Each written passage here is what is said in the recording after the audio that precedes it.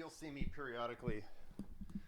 Check 1 2. Yeah, you'll see me periodically looking at the computer because on the bottom you can see that indicator light. That just that's how I know that we're still recording and getting audio. So. Oh, I see. So I will focus on you as much as I can, but occasionally I'll glance over just to make sure it's still recording. So. That's fine. Tricia Williams Nugent, correct? Thank you for being on the podcast. This is awesome. Yeah. Me and Tricia haven't seen each other since like 2006 or 7. No, earlier than that. Maybe 2005. I would say 2005. Okay, right.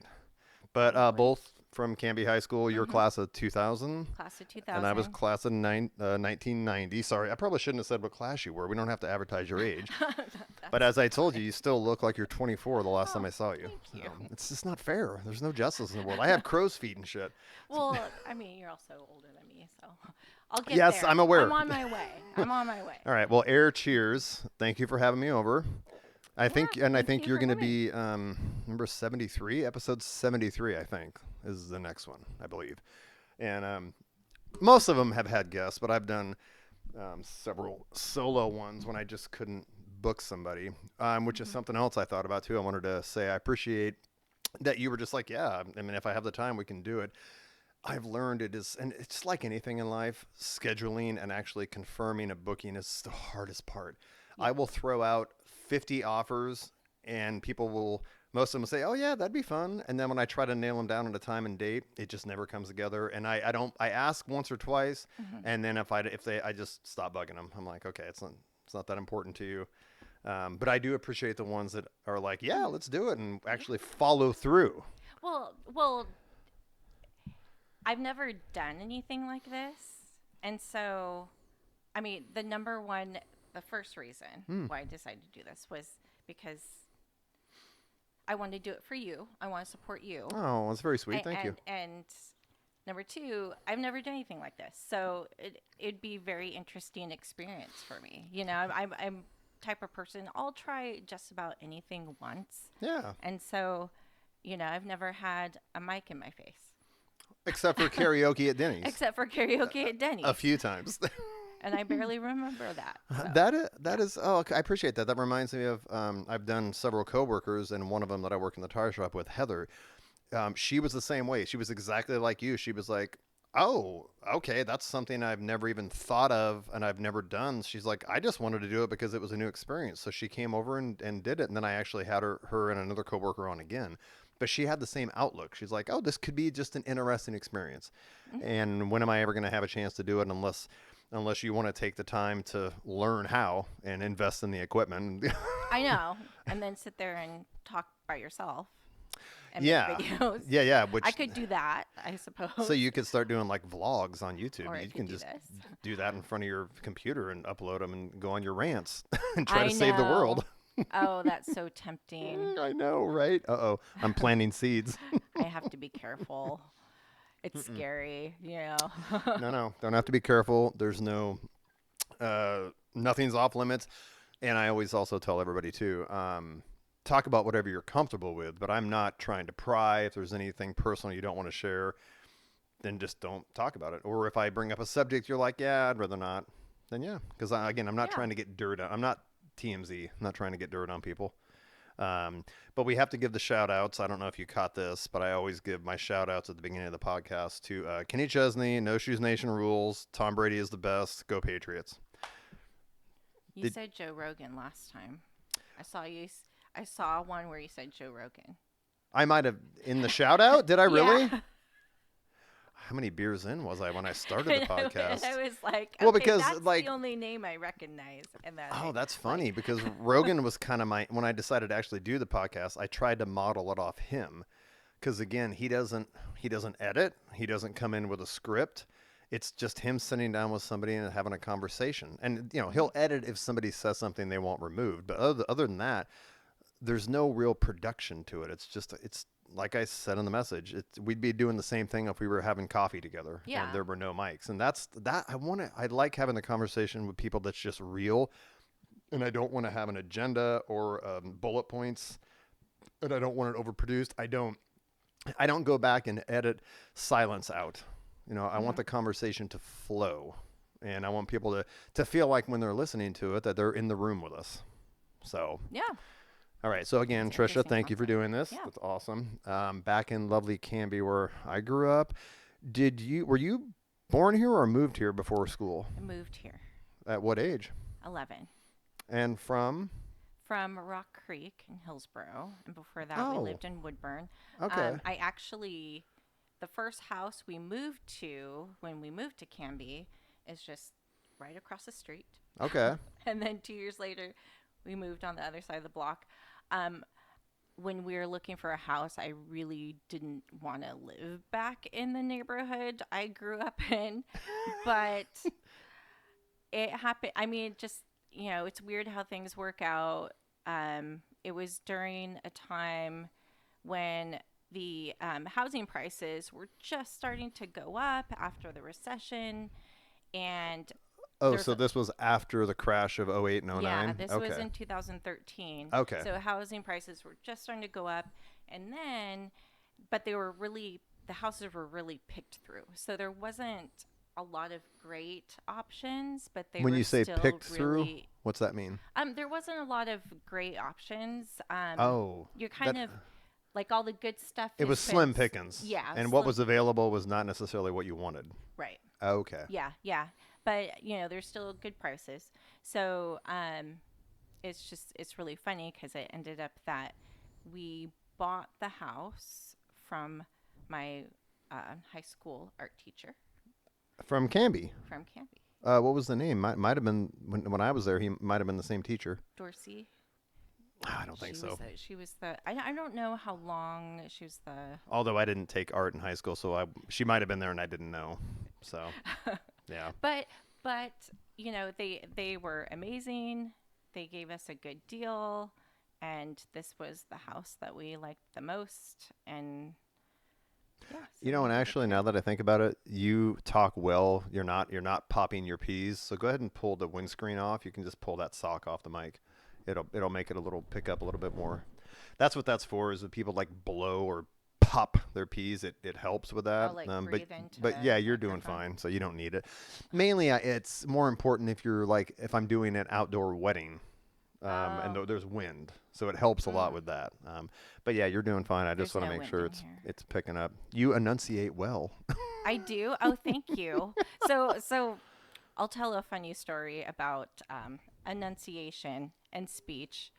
So, first of all, I'll tell you this story. So, I when I was in the 5th grade, um, they had us all. No, it was the 4th grade. They had us all tested for speech, and I was like, Were you in Canby in the fourth I grade? was in. I was no, I was in Hillsboro, Okay. Rock Creek, and I was like, "What? I don't need to do this.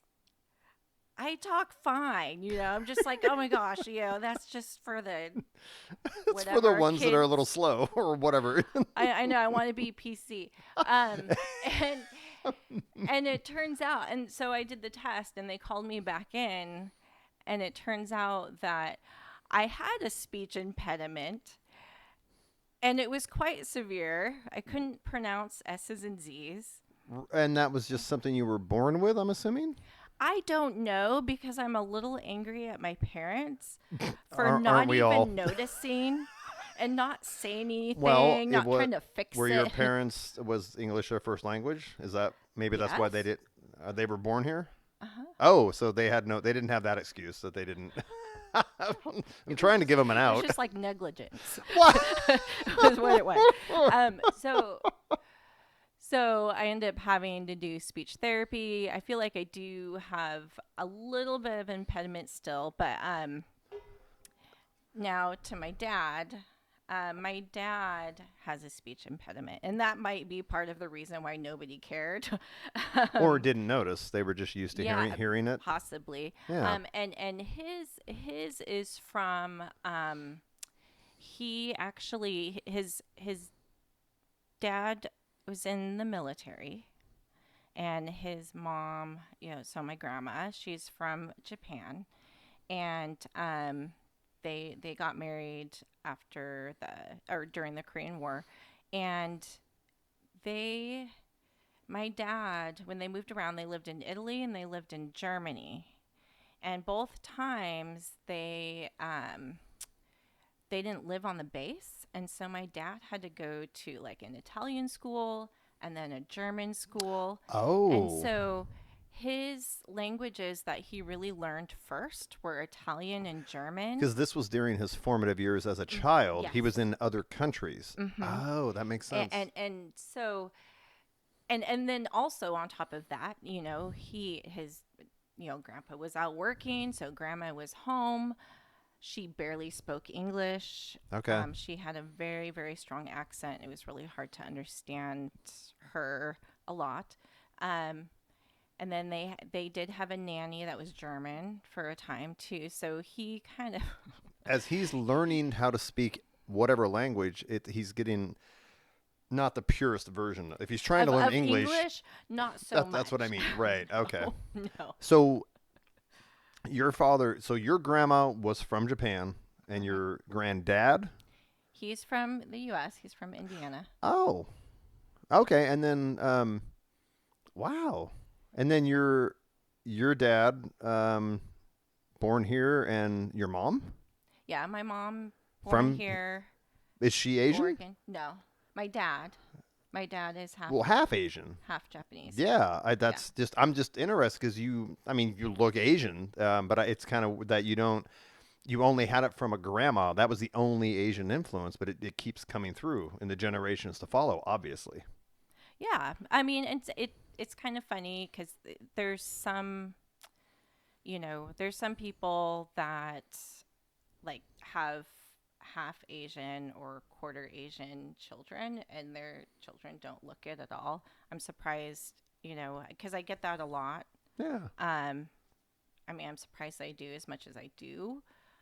I don't think I do, but your perception of yourself is never Yeah. the same as other people's Yeah, and perception. I So, hope that didn't come across as an insult. oh It's no, just an observation. no, Okay. no, not at all. I So, like I would have guessed that both your parents were Asian. really But interesting. then Yeah, again, I don't know. I I don't normally like now there's a cliche people always say that, oh, I don't see race. But I really don't. Like people like I'll meet people and just get to know them, and then all of a sudden somebody mentions that they're Hispanic or they're Italian. I'm like, "Oh, I just don't it's not on my radar. I don't care. Like you're a good person or you're not. It just yeah, doesn't occur to me." yeah. I mean, to me, it's more like I'm very interested in other cultures Yeah, I and wish more other people were. nationalities, and so when I do talk to people, it's just really interesting. Like I want to learn about their traditions, their beliefs, and so I mean, it's not so much that like I don't see color because I do in that way that I want to learn about them and Oh, I'm right, right. interested and Yeah, I think it's so awesome. yeah. Um, but anyway, so my dad he speaks English only Okay. now, and he Oh, has a so bit of going a back to speech this, he was raised in different countries. That's where he learned English, and that kind of led to him having some kind of I guess what they would call a speech impediment, or is yes it just an accent? Just speech the way, impediment. but is it really that, or he just learned how to, It's really that. okay. Yeah, it's really interesting. I didn't understand for the longest time, and then finally I asked him one day. I was like, why do you have a hard time pronouncing certain things? And he told me the story. I was like, And it was certain letters, that's kind of like you were really having? interesting. Just being able to enunciate certain Okay. things. It's really hard to pinpoint, and it's not really bad. Yeah, yeah. It's pretty subtle, but it's definitely there, and it's I think that's a pretty fascinating Well, and once story. you went through that experience in Rock Creek Hmm. Elementary, when you finally had the realization that, wow, I guess I do have something. Now you're aware of it, so maybe then you notice it in your dad more because Probably. yeah, you're like, okay, and I mean, was that something classes, training? Was there I vocal had to, coaches or I had to speech do speech pathology or whatever the therapy. hell, speech Yeah. therapy? Yep. Okay. Yep. I did that for a year, I think. Okay. And then what grade did you move to Canby? I was in the 6th grade. So did you end up at, was it Eccles? Ackerman. Oh, you went to Ackerman was It was because when I went to Ackerman, it was Lee. only 7th and 8th grade. It was Lee campus at Yeah. Ackerman was 6th grade, and Oh, then you went over to Ackerman okay. for 7th and 8th. Yeah. Oh, right. That's well. So I had I went to Philander Lee 1 through 4. We moved when my parents got divorced, and I ended up going to 91 for 5th and 6th. Then I came back to Canby and went 7th grade through high school at Ackerman and obviously Canby. Okay, but was Philander Lee when you went to Ackerman? Was it 1 through 6 then, or was it still 1 through 4? I think it was only 6th grade. Okay. Lee School was. Okay. It is a pretty small building. So they must have changed it from when I went there because it was 1 through 4 when I went there. Oh, yeah, they changed it. Yeah. Yeah. Okay. Yeah. And they started building. I know they built more schools since I was here. Yeah. Yeah. Canby's not. It's almost unrecognizable from when I grew up here. I know. And can you say the same thing? Has it changed even that much since 2000? Yes. Yeah, there's a lot. I used to live in Tigard, and I moved back to kind of escape all the people, and it's like I just didn't escape them. There's so many people here in They Canby. followed you. Yeah, I'm like I came here for no traffic, but there's traffic, like horrible traffic. Speaking of that, I had no idea, but I came down early, had some other stuff to do, and all the construction on 99. Luckily, I know the town enough. I jumped off when you first get into town. I jumped off where the Fred Meyer gas station is, went the back road to Township, took Township back out this way, and then when I came back into town, I stopped at that Safeway. But I knew enough to go by the high school to get here, and I avoided 99. It is screwed. It's screwed today. Oh, it's bad. I think there's maybe 1 or 2 crossings to be able to get across town, but that's it. They blocked off like every crossing. So this is a major project. What's the expected completion date? A couple months. Oh, say. good. It's not going to be like a years-long project. I feel like it's been a year. I don't know how long it's been. But I feel like it's been a long Well, time already. that reminds me. They've been working on it for a very long time. I feel like It reminded me of the Tualatin Sherwood Highway between Tualatin and actual Sherwood. Mm-hmm. They have been working on that for like 4 years, and it's not going to be done for another couple at least. Gosh. Yeah, it feels like that. And what's even more fun about it is that they block off the intersections just randomly, so nobody knows, and so it's kind of like a game when you're driving through town trying to get across town. Oh, that intersection's blocked off. Okay, now because one of the times you pass it, it's open. The next time you pass, it's closed, and you have no way to know. Yeah. Oh my gosh, it's really fun. Siblings? You have siblings? Yeah. I have a older sister. Okay. And then I have a younger brother and a younger sister, and they're both half. Okay. Are they in the area or they live somewhere else? So my older sister, she lives in Portland. Okay. And my little brother, he lives in Lake Oswego, and then my younger sister, she lives in Arkansas. Okay. And she's kind of like a homesteader type. Yeah. Yeah. I know what that is actually. Yeah. It's so awesome. Like the things that she does just absolutely amazes me. Like she has her dairy cows, and she has her huge garden. They grow, her and her friends grow flowers and have a little flower business there too. And she has her raw milk business. That is too. cool. And yeah, it's a really great. It's a cute little town, historical town that they live in, right at the entrance of the Ozarks. Okay. So it's a beautiful area. Tornadoes aren't a huge issue there because it's so mountainous. Oh, okay. But once you get to the flat parts of Arkansas, that's where the tornadoes are really bad. But but if you're in the mountains, it's better. Yeah. Okay. Yeah. Oh, yeah. I the Homestead reference because I've listened to it several times. But Jewel, the artist Jewel, Hmm. was on Rogan, and it was an incredible interview. But she talks about growing up in Alaska with her family, and they were literal homesteaders, like literally. She had an outhouse. They didn't have electricity the way Wow. she grew up. You should listen to it when you get a chance. It's a really interesting story. But yeah, so I get what that means. That is super cool. Yeah, except she has electricity and running water Well, yes, of course. and heat and The AC. lower 48, the infrastructure is a little bit better. But they ended up buying. It's kind of a funny story too. So my little sister is a. I love her to pieces. She is a bit impulsive, um, and she decided to move to Montana and have a ranch. So she This was bought. before Arkansas. This was before Arkansas. Okay. So she bought with her in-laws 360 acres in Oh my Montana, gosh. out in the She's middle. trying to be like Yellowstone. It was like, and it looked like Yellowstone, and and I didn't visit her there because it was a very short-lived thing. But she had cattle, she wanted ranch, she had sheep, um, and one year there was a really bad drought, and I think it was like the second year they lived there. Okay. Really bad drought. She was worried about how she was going to feed the cows, how they were going to survive the winter. She didn't have enough hay. The hay wasn't growing naturally because there was It's a not enough drought. The water. growing season sucked. Yeah, Yeah. exactly. So she, she's like, that's it. I'm moving. She sold all of her cattle except for two and just, okay, we're going to pick a state. Arkansas. Arkansas is cheap. It has a ton of water.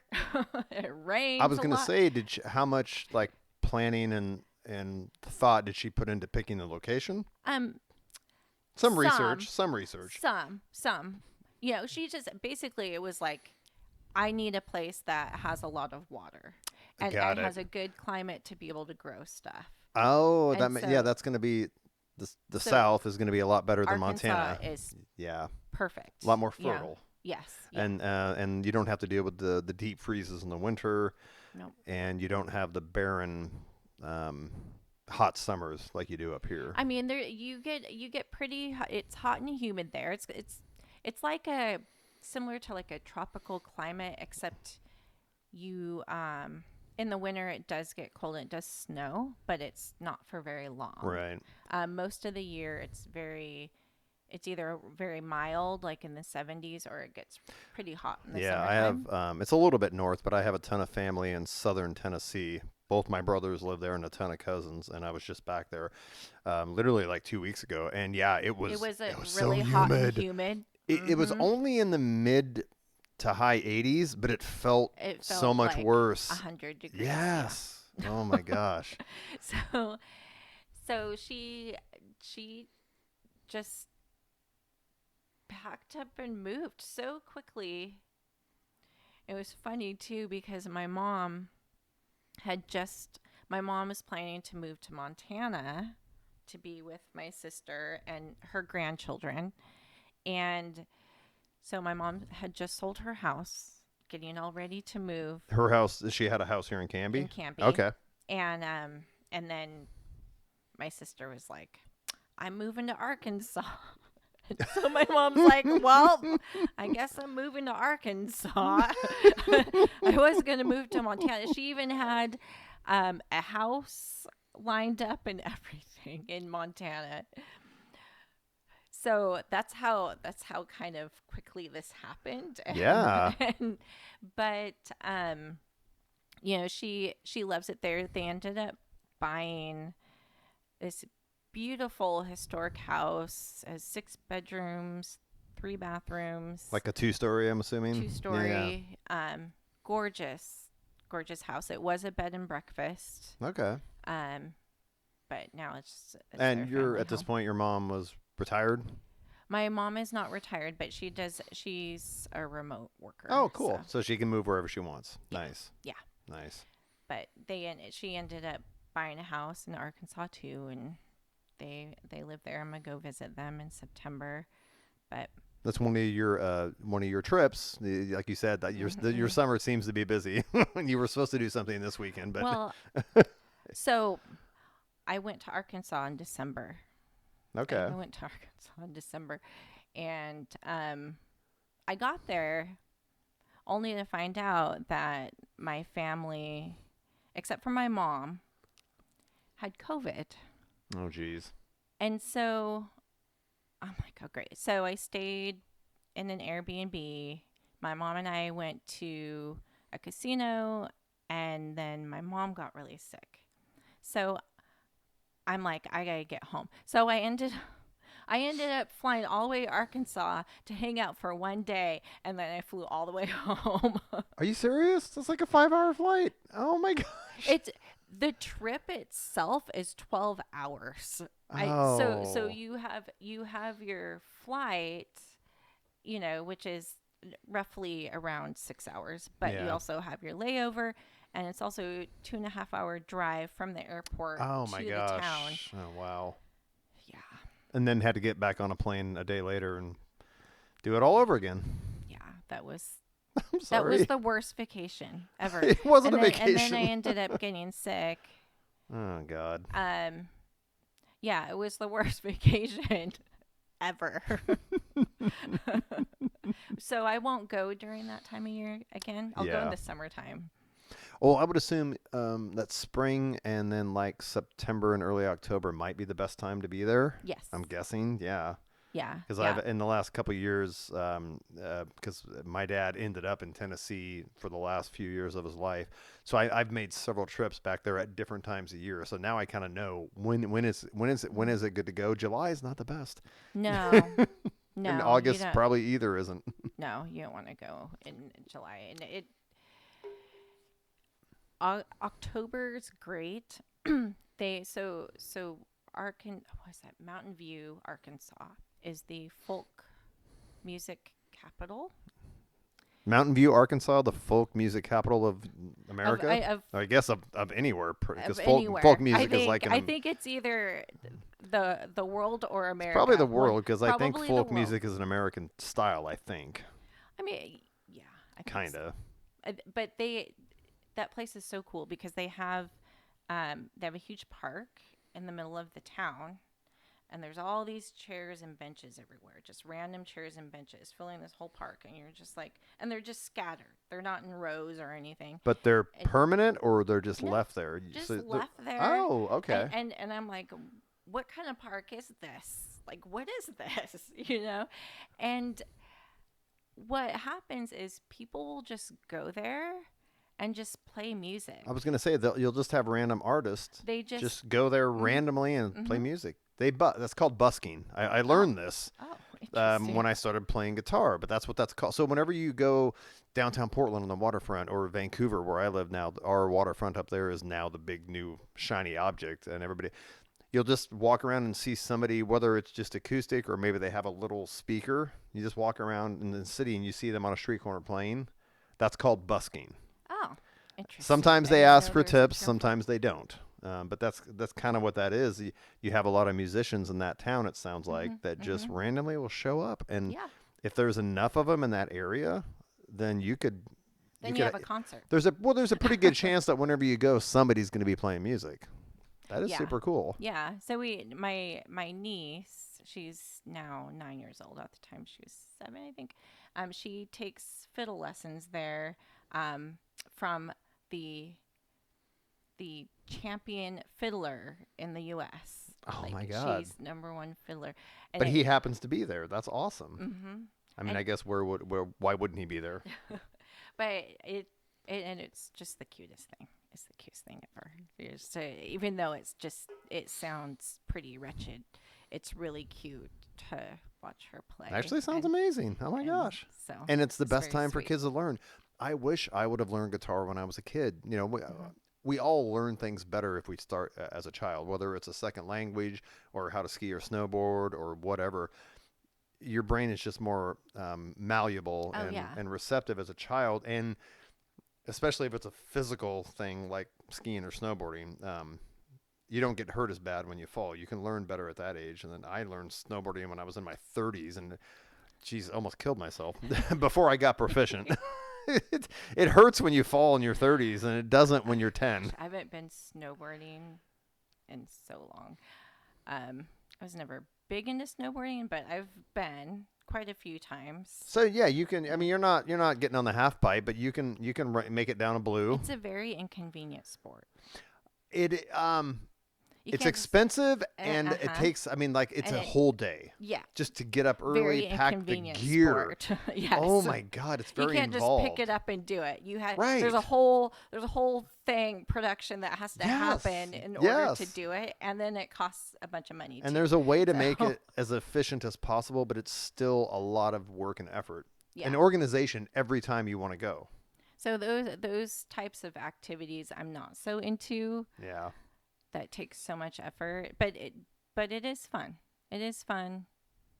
You can get hurt really easily. Yeah. Yeah. But Okay, let's go back to your origin story.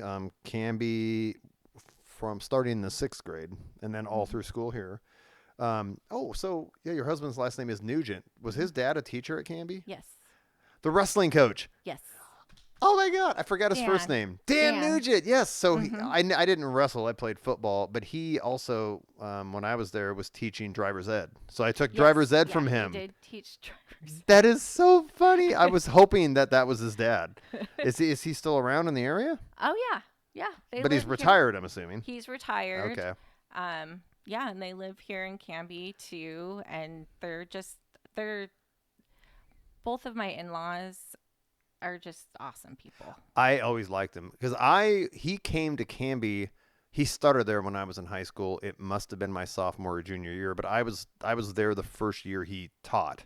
Really? And he was just a good. Even back then, he was a good guy. Oh, There are he's certain, great. even at that age, because I can look back on it as an adult and revisit the demeanor and how the people were, and now I can look back, and go, oh yeah, you had your stuff together. You were a good, well developed, well adjusted human being, whereas some of the other ones weren't. I'm not mentioning names, but like Dennis Burke. I love that guy. Social studies teacher and athletic director at one point, Mr. Burke. I vaguely. I I don't mean, I'm sure he was. remember very many I feel like he teachers. was athletic director when you were there. Probably. Yeah. But I didn't play sports. And he also taught social studies. But when he became athletic director, he might have stepped back from that. And he was a coach too, football and basketball. But yeah, oh my gosh, Mr. Nugent, Dan Nugent, that is so funny. He's awesome. Let's get him on the podcast. He'll have stories. He has the funniest sayings. Oh my gosh. He's hilarious. He cracks me up. Just some of the things he says, which I wish I could remember something.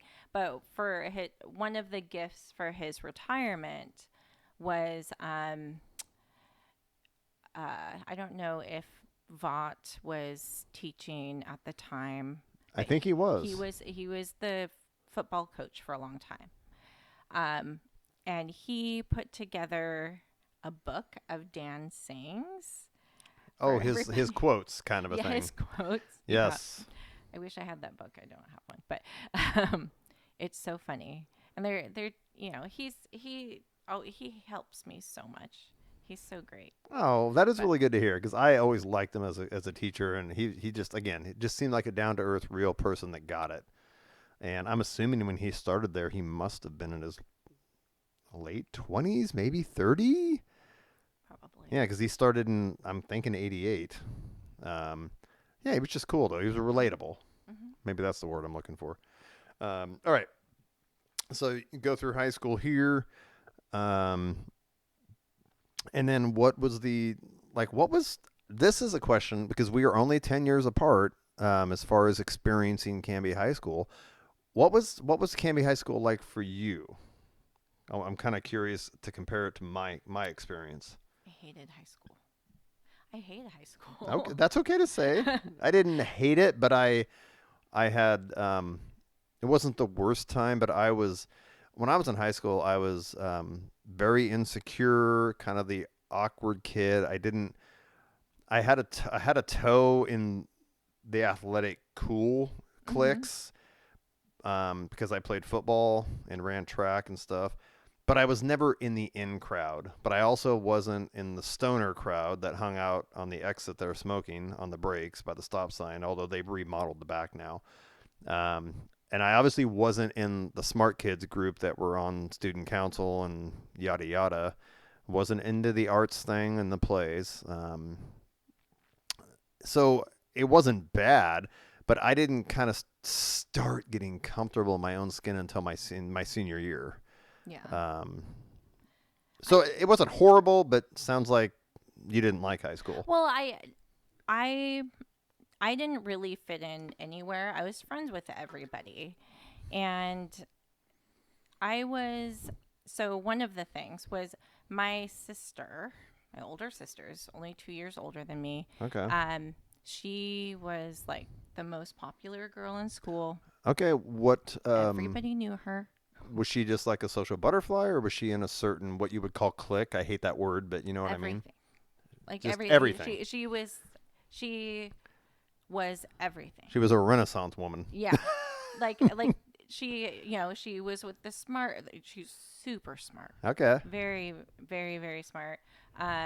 So she was in with like that crowd, but she also like went to parties and hung out with the cool kids. Yep. And she was just all over the place. She was class president. She was like in every homecoming. Oh, okay. Coordination. She Like was homecoming voted, queen stuff. Yeah. Oh, yeah, wow. she Okay. was voted everything. So I I'm remember glad we're my getting mom this on. had to make I'm glad we're dress, documenting this. like dress after dress. Each year is a different dress for something, like a big poofy thing. And so part of that was, I was Carmen's little sister. You didn't get your own identity. which really, but it really helped me because there were some classes I was failing, and because the teachers really liked my sister and they knew I was Carmen's little sister, they would pass me. So I got a free These pass. teachers are all retired. We're not getting anybody in trouble. I got a free pass, so I'm not going to complain. And so there's that, and also, I mean, I was early on. I was what you would call like part of like the cool girl clique, or like kind of The in crowd or the whatever. in crowd. And then they really liked to go to parties and get drunk and mess around with these older jack guys, and I just it wasn't something that I really enjoyed It wasn't your doing. scene. No, I just did it because that's what they wanted to do. I tried to get my friends to do things that I wanted to do, which was my favorite thing to do was to go to concerts. Okay, So, you were into music back then, even. oh yeah, big time. So I loved going to concerts and going out for coffee and just sitting and bullshitting for hours on end, and that's what I liked doing. And so I there was a couple times where I brought like my girlfriend to a concert. What was the music you were into at that time? So my first concert, which I brought my friend to, was Radiohead. And keep talking. I'm gonna grab Um, a beer, but just keep talking. That was in 1995 in Portland at La Luna. Do you remember La Luna? Do you need one? No, I'm good. Was that kind of that would have been mid to late '90s? Is that kind of when Radiohead started? Radiohead started in the early 90s, Okay. probably like 93, I think. Because Tom, the guitar player, isn't it Tom? Tom York. Yes. Mm-hmm. Okay, he has a podcast. I've listened to him too. Oh, really? Oh yeah, it's on Spotify. Interesting. But anyway, go ahead. So you were, what was some of the other bands or artists you wanted to go see?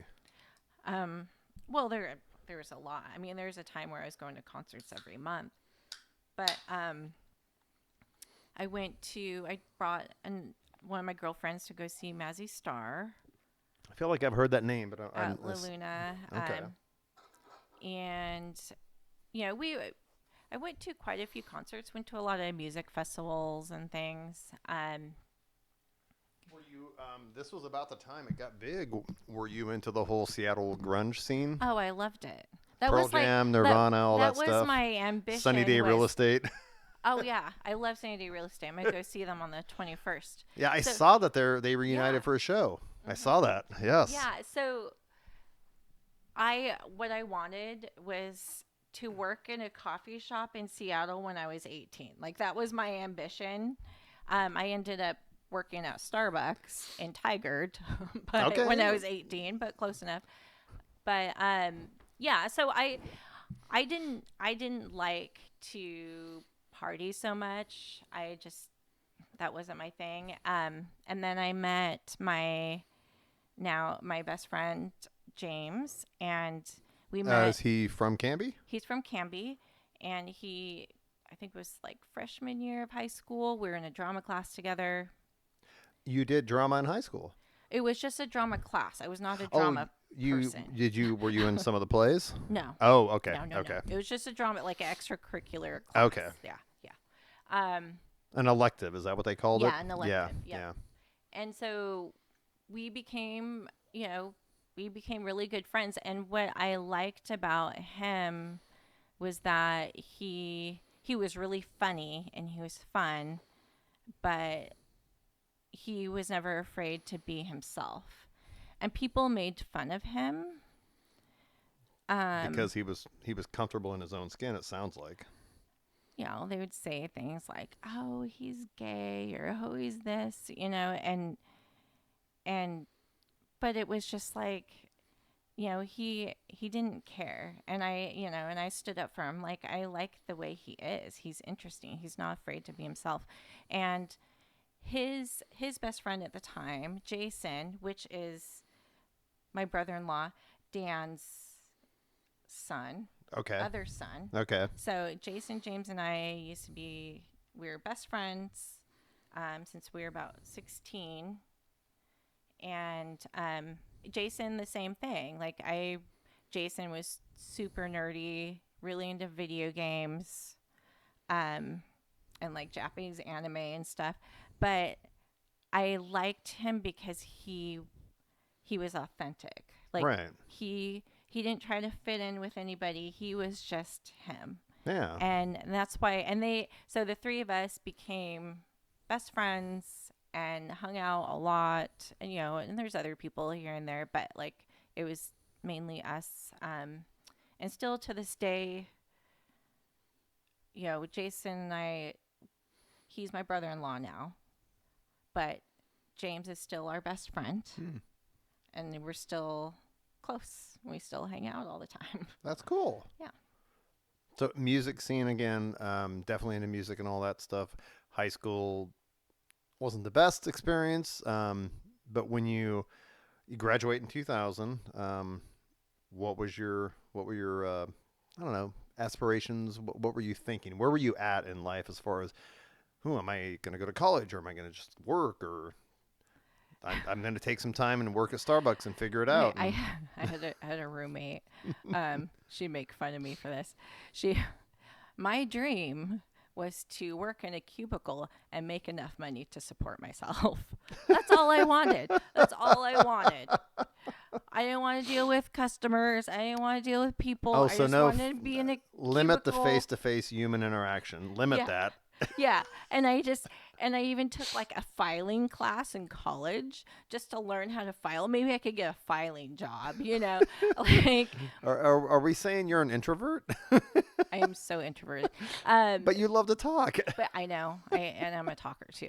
But that's what I wanted. Like that's all I wanted. And I think that's cool. No, I don't need anything fancy. I'm a very simple person, So I just want to be able to take care of myself. That's all. Right. And be happy with my job. But I ended up working at Starbucks. And then I started working at some banks. I worked at a couple banks. Were you working at a bank when we met? Hmm. I remember that. Which obviously somewhere in Canby. Which one was it? I worked at West Coast Bank. It's not there anymore. It's Oh, that's right. Because Columbia my Bank, I dad think. always had an account there before they sold to whoever they sold. Hmm. Okay, okay, that's right. Was that the one over by the Fred Meyer? Yeah. That was, yeah, by Denny's. God, Hmm. everything. It's like a black hole. Denny's just sucks everything in. It all comes back to friggin' Denny's. I know. Not really, but oh my gosh. I thought about this obviously on the drive over. Were you in the same class as Alex? He was a year younger than me. Okay. But you knew him in high school. But then obviously because he worked at Denny's and I knew him from Denny's. I didn't know him in high school, but okay, I knew him from Denny's. And then also a good friend of mine was very good friends with him as okay, well. yeah. And I don't want to because that's still one that messes with me. Because I like that kid. God, he was a good kid. He So was and so nice. that was just so out of left field when that happened. So Yeah. just maybe a shout out. We love you, Alex. Yes, we love you, Alex. But you were working at the bank then. That would have been again 2005, something like that. Hmm. What? So 2005 to you went through. Okay, so your husband. When and how did you guys meet? He Well, I'm sorry, you were in high school together. We were in high school So together. you knew each other before you became romantic. Okay. Oh yeah, yeah, yeah. We started dating. I don't know. I was probably like 27. It wasn't till way later, but I did know him since he was like 14 or 15 Okay. because he was, one of my best friend's little brother. And Yeah, that's all yeah. he was to me for a very long time. But he just started like hanging out with us. Um, and I was just like, oh, you know, but He's kind of a cool guy. yeah, Oh, he's kind of fun. I got to know him. Um, so that's kind of like how we met. okay. And I really loved Dan and Becky, my in-laws, Mm-hmm. and I really wanted them to be my parents too. so, so yeah, I started working at the DMV in 2007, Woodburn or Gladstone? Gladstone. Gladstone. Yeah, that's fucking Oregon DMVs. Don't get me started on that. Since moving to Washington, I moved to Washington in 2013, and going to the Department of Motor Vehicles up there is what they call it. I'm sorry, no, they Washington Licensing whatever office. It is so much more efficient and well run. I don't understand why Oregon DMV can't get it together. Maybe you Because have some Washington is insights. private. I didn't know that. That makes so much more sense. And it's all a government run in Oregon. Mm-hmm. It's state. Public Mm-hmm. employees. I did not know that. Hey, I did not know that Washington licensing was private, but that makes so much public sense. employees are awesome. Look, I was one for 8 years, but there is a complacency. There is, and You get comfortable, and you it don't necessarily get the best and brightest. But if it's a private organization or company running it, they are worried about the bottom line. They're right. worried about results. Whereas a Holding a government agent, standard. Yeah. yeah, sorry, I go I ahead. mean, and part of that is that you get kind of jaded the longer you work for the government, Yeah, right? yes, So, that's part of it, and then also, it's a union position, so it's really hard to get fired. yeah, So I mean, you can get away with a lot, which I love my union. I'm glad I have a union. Don't get me wrong. But that's one of the drawbacks is when you get a bad apple, you can't get rid of the bad apple. It's it's really, really really hard. hard. Yeah. Yeah, Yeah. and that's actually a callback to when I made the reference to Costco. It's almost like being in a union because we literally have what they call it an employee agreement, but it's a book that gets revised every 3 or 4 years. It looks like a union contract. It reads the same way, even though Hmm. we're not a union. Um, but it's kind of the same issue. it is really hard to get fired at Costco. In fact, once you have gotten past 2 years, everybody starts as seasonal. Then if it works out, they keep you permanent and you're part time, and then eventually you want to become permanent full time. Once you've been there for 2 years, you can only get fired with the approval of a vice president at corporate. Like your warehouse manager can't fire you without permission. He has to refer Wow. it. So it's like union protection. It's really hard unless you're doing something blatant like stealing money or Yeah. or grabbing bottles of liquor off the aisle and drinking on duty, stuff like that. Yeah. Yeah. Um, Unless you do something illegal that you yes, could it's really hard to get go to fired. prison for. You won't Okay, get but fired. I'm getting off track here. We went back to But you were about to go on a rant about you worked at DMV for a while. That was after the bank. that was after the bank. I worked at Gladstone DMV for 12 years. Mm. Does this go up to the pandemic? Is that when you left that job? So what happened was I got really burnt out. And Of my working job. at the Gladstone DMV, were you at the counter, or is there other positions behind the scenes We do everything. So So everybody that works there does every job. does every job. Okay. Yeah. Yeah. So one of it, and it was very, very stressful because you have to deal with angry people. You have to Yes. deal with people that are verbally abusive. At the Oregon DMV, isn't everybody And in a bad mood? All the everybody's customers. in a bad mood. Well, not everybody, but Most there's a of 'em. lot of people in a bad mood, and it really depends on your location too. So Gladstone, but also doing the drive tests. So the drive tests were very stressful. There would Especially be, when you're a quarter of the way in and you already know they're going to fail. or when they almost get into an accident and there's nothing you can do, and there's a car coming straight at you head on, Oh my God. and either they don't understand English or they're not paying attention and they won't get over it, and you just sit there. Did you and ever hope and have pray moments that where you they'll- literally had to grab the wheel and So we aren't supposed to.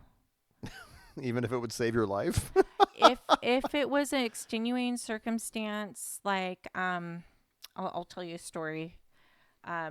We had in the summertime we would have temporary drive test examiners. Thank goodness, and we had one. His name was Bill, and he was a Desert Storm veteran. Okay. Tough as nails, farmer, Yeah. saving up to buy a tractor. This guy was tough. He was awesome. Oh, so for And- him, it was like a second job to make a little bit more money. Yeah, because Okay. he wanted to buy a tractor. Right. Okay. Right. So that's what he was out on a drive test going down 99, and the applicant started seizing. Oh, a medical emergency. Then she stopped breathing. Oh shit. He pulled the e-brake, grabbed the wheel, got the car pulled over.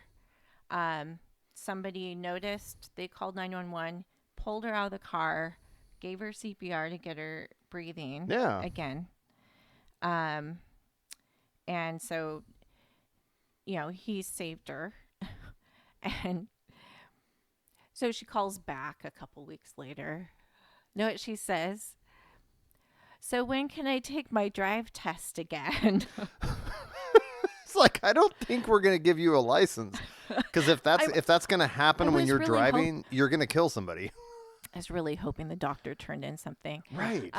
But poor Bill, and he was so great. So he the next summer he came back, and there's another incident where the applicant turned onto 99, turning right in front of a bus full of kids. A school bus. Oh.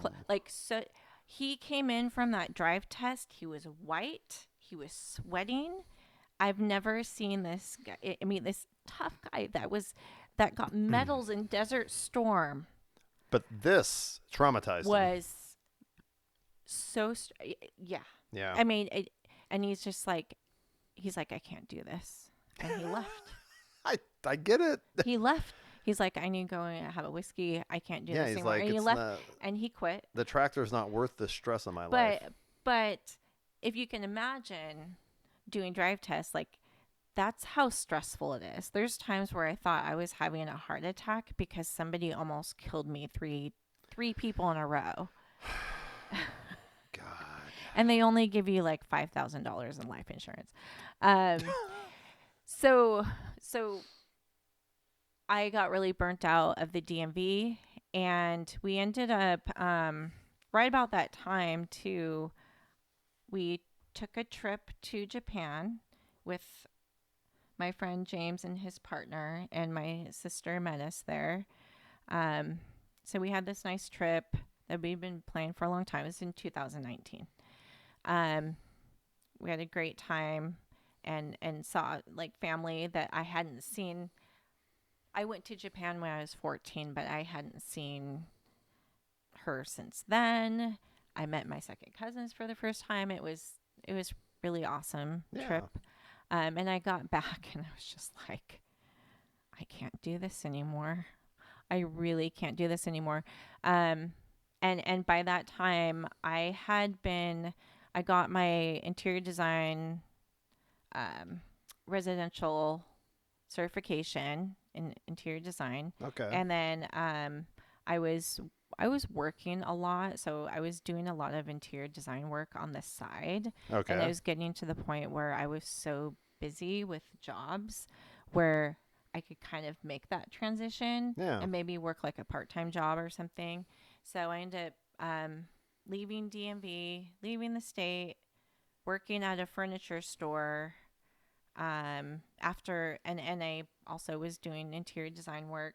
Not the furniture store here in Canby. No, no, no, Okay. The one no. where Chris works? It's Dania. Yeah, okay. I hated that job. I hated that job. I hated that job. It was horrible. I worked there for 3 months because I hated it so much I had to leave. Um, but I ended up getting my real estate license very quickly, and I had just, I just built, I went into, because my mother in law, she's a real estate agent. And so she would mentor me, because you have to have a mentor when you first get your license because you don't really know fully what you're doing Even after yet. your license, you still have to learn. You have to learn how to do the job, right? Okay. So she was my mentor. We started a business together. So it was interior design real estate.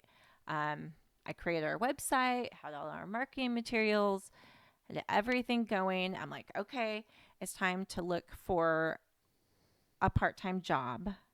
And then COVID happened. Yep. COVID happened, and everything was shutting down. So there was an option though, and that was the DMV at Lake Oswego. You went back.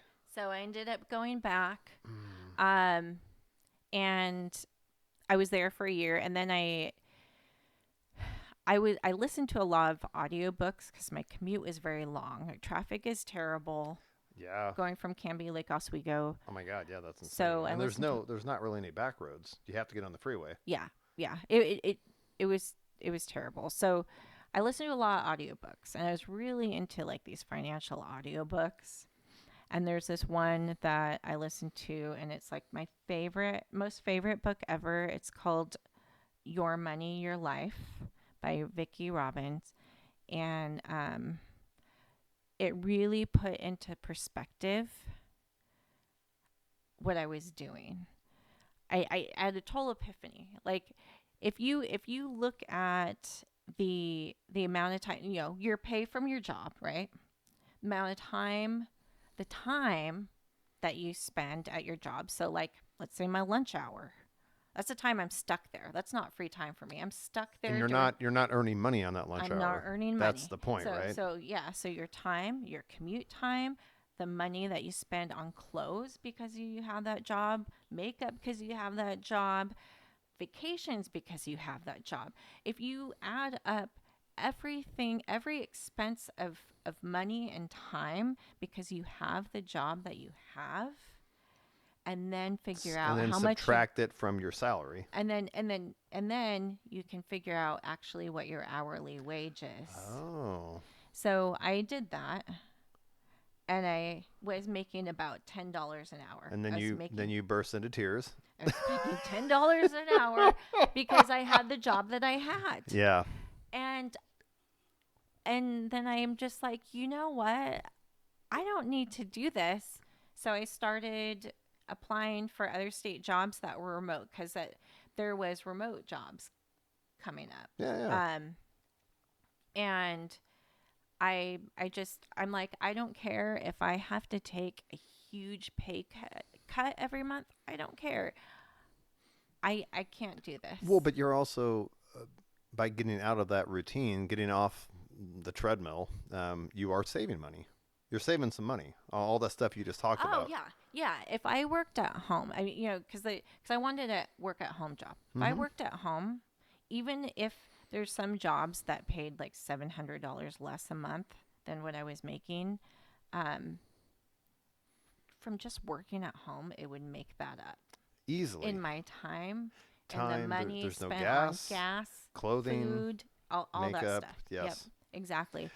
And so, And there's not wasted time in the commute or the lunch hour you can't leave. and you're that time is optimizing money your too, time. Yes. right? So yeah, exactly. So I was prepared for that. Like, I'll take a pay cut, whatever it takes. I need to do something different. So I just started applying. This was in 2021. Mm-hmm. And I just Like started. the early part of the year. It was later in I think August. Okay. There's a period of time where it took a while for the state to really like catch up and kind of get everything figured out as far as who can work remote Oh, and kind of yeah. There was there was a delay. Yeah, kind of different processes for things. But when it got to a certain point, there was all these jobs open that were remote jobs. Okay. And so I just started applying for them, and Well, and you already had 12 years as a public employee, so that I probably had helped. 13 years at that point. 13 years. Okay. Yeah, I think 13 years. So, or more than 13 years. I had more than 13 years at that point. But so I just applied and I got the job at PERS. I work at PERS now, and Oh, so that's still where you're at now. Okay. and I love it. And I work from home. It was actually a promotion. Nice. So and- but you get to keep adding to your PERS retirement, obviously, and you work at PERS. That's funny. I can't do my own retirement. What is though. that like? Are you in a position where you're dealing with public employees that are do you have to deal with the members, the people that have PERS retirements? No. You're not like the I don't want to say customer, but you're not dealing with the people. To do that job. No. No. It's too people-y. It is too people-y. I'm done with people-y. I've had my fair That's share why you for moved the to rest of my Canby to life. get away from people. I know, and they keep following me. Yeah, so my job is not like super interesting, but I lead a small team, and what we do is when somebody applies for their retirement, we go through and we check everything in their account and look for errors, look for issues, make sure that they're even eligible to be able to do it. Those Like kinds they of have things. enough time in to be able to retire, stuff like that, and then you have to coordinate or confirm, because wasn't the rule that your pension benefit is kind of based on your last 3 years of salary? Is that how it works? Mm-hmm. So you just want to confirm all that, make sure they put in enough years to be eligible to actually retire, because in different jobs, like being a cop, you can, or maybe even a firefighter, I feel like you can retire at a younger age with full benefits than you can if you're working at DMV or Yeah. But you have to confirm all this. Right. Okay. Yeah. And then if there's issues, some issues we can fix, but a lot of the issues we send to a different team and they do the corrections on it. But that's basically, I mean, it's much more much, much more complicated than that. Of It's a very course. simplified version. I mean, the Oregon PERS is the second most complicated public retirement system in the country behind California. So if you can imagine the That makes sense that complexity, California would be the top. Yeah. yeah, yeah. Yeah. But I love my job and I love what I'm doing. And I ended up quitting real estate and quitting the design work because I really didn't But enjoy that. you could still do side jobs in design work if you wanted to, Oh yeah, right? I do. I have a rule now. I won't do it for money because it takes the fun out of it, Yeah. and it puts the money part puts a lot of pressure. Yeah. Um, but I do it for friends and family just to help them out. Yeah, and I So guess now that I start looking around, yeah, I did appreciate how you have your home set up. So obviously that's what you oh, do. thank you. It I makes sense now. There's been some thought put into this, I guess yeah. is what I Well, meant. this is impressive. Hopefully you're impressed. Um, I actually put in all these baseboards myself, Oh my gosh. and this used to be a really ugly like 90s arch thing. So it's basically a 2x4, two by fours nailed into the corners. And Oh. so I ripped out the drywall, tore down the 2x4s Oh in the my God, yeah, corners, this and trim is then amazing. But you I stained it put and up. put it in and I everything? stained it and put Wow. it in. And I'm assuming you bought that from somebody or did somebody carve it for you? Oh, the teak I root. love that. That's a teak root table. I love it too. It looks like a sculpture. Right. But it's from a place in Tualatin. They specialize in teak furniture, and it's all responsibly sourced, Okay. sustainable teak. Teak furniture, Because is that there's the type of wood? I don't know what that is. teak. Teak is a very very strong wood. Like a hardwood. It's yeah. So it's insect resistant, rot resistant. Like Oh. if you have a teak outdoor patio set, you can just let it sit. It'll outlive You you. don't even have you don't have to like stain it every 2 years or put You don't protector on it. you don't have to do that. It will turn gray if you don't, but it doesn't hurt it. Oh, okay. Okay. Yeah, So but put some kind of a sealant on it just so it doesn't turn gray, but it's not going to rot. right, yeah, Nice. yeah. So that thing's gonna live forever. So that's the root of the teak tree. Oh yeah, that makes total sense. Hmm. Okay, and then they obviously turned it into an entertainment, not an entertainment center, but It's a some TV sort of stand. like console table A or con, something. yeah. Yeah, yeah. Looks awesome though. All right, I am gonna have to use the bathroom again, so Okay, I'm gonna pause it real sure. quick. Ow! I did learn how to pause. Oh, that's good. I'm still, you know. I hope we're it's live. interesting. We're live again. I'm gonna bore people with my I do, career. Tyler, your Hmm. better half. So Hmm. let's talk about him a little bit. High school, so you've known him for a long time before Hmm. you ended up getting together. Yeah, But what does he do for work? he is a chef at a long time, probably like But eight, he's 10 like Gordon years. Ramsay. That's odd. Does he He cuss at is. his coworkers? he he does not like to cook at home because he cooks all day at work. Okay, that And totally makes sense. so, but I found a trick though. Like if I try to make something, because I'm a terrible cook. I hate cooking and I don't want to do it at all ever. And so if I start to do it and then he sees me like just completely doing everything wrong, he'll jump in and Yeah, he'll do it for me. that is so devious of you. He's onto you. He has to know you're doing that on purpose. He probably does, but I don't think he cares. He's like, oh my gosh, you're gonna overcook the steak. Stop it. You need to turn it every 2 minutes. You have to add garlic and fresh thyme. That's not enough butter. I know. I like, or like, I'll try to cook stuff for him and he like hates it because it doesn't taste very good.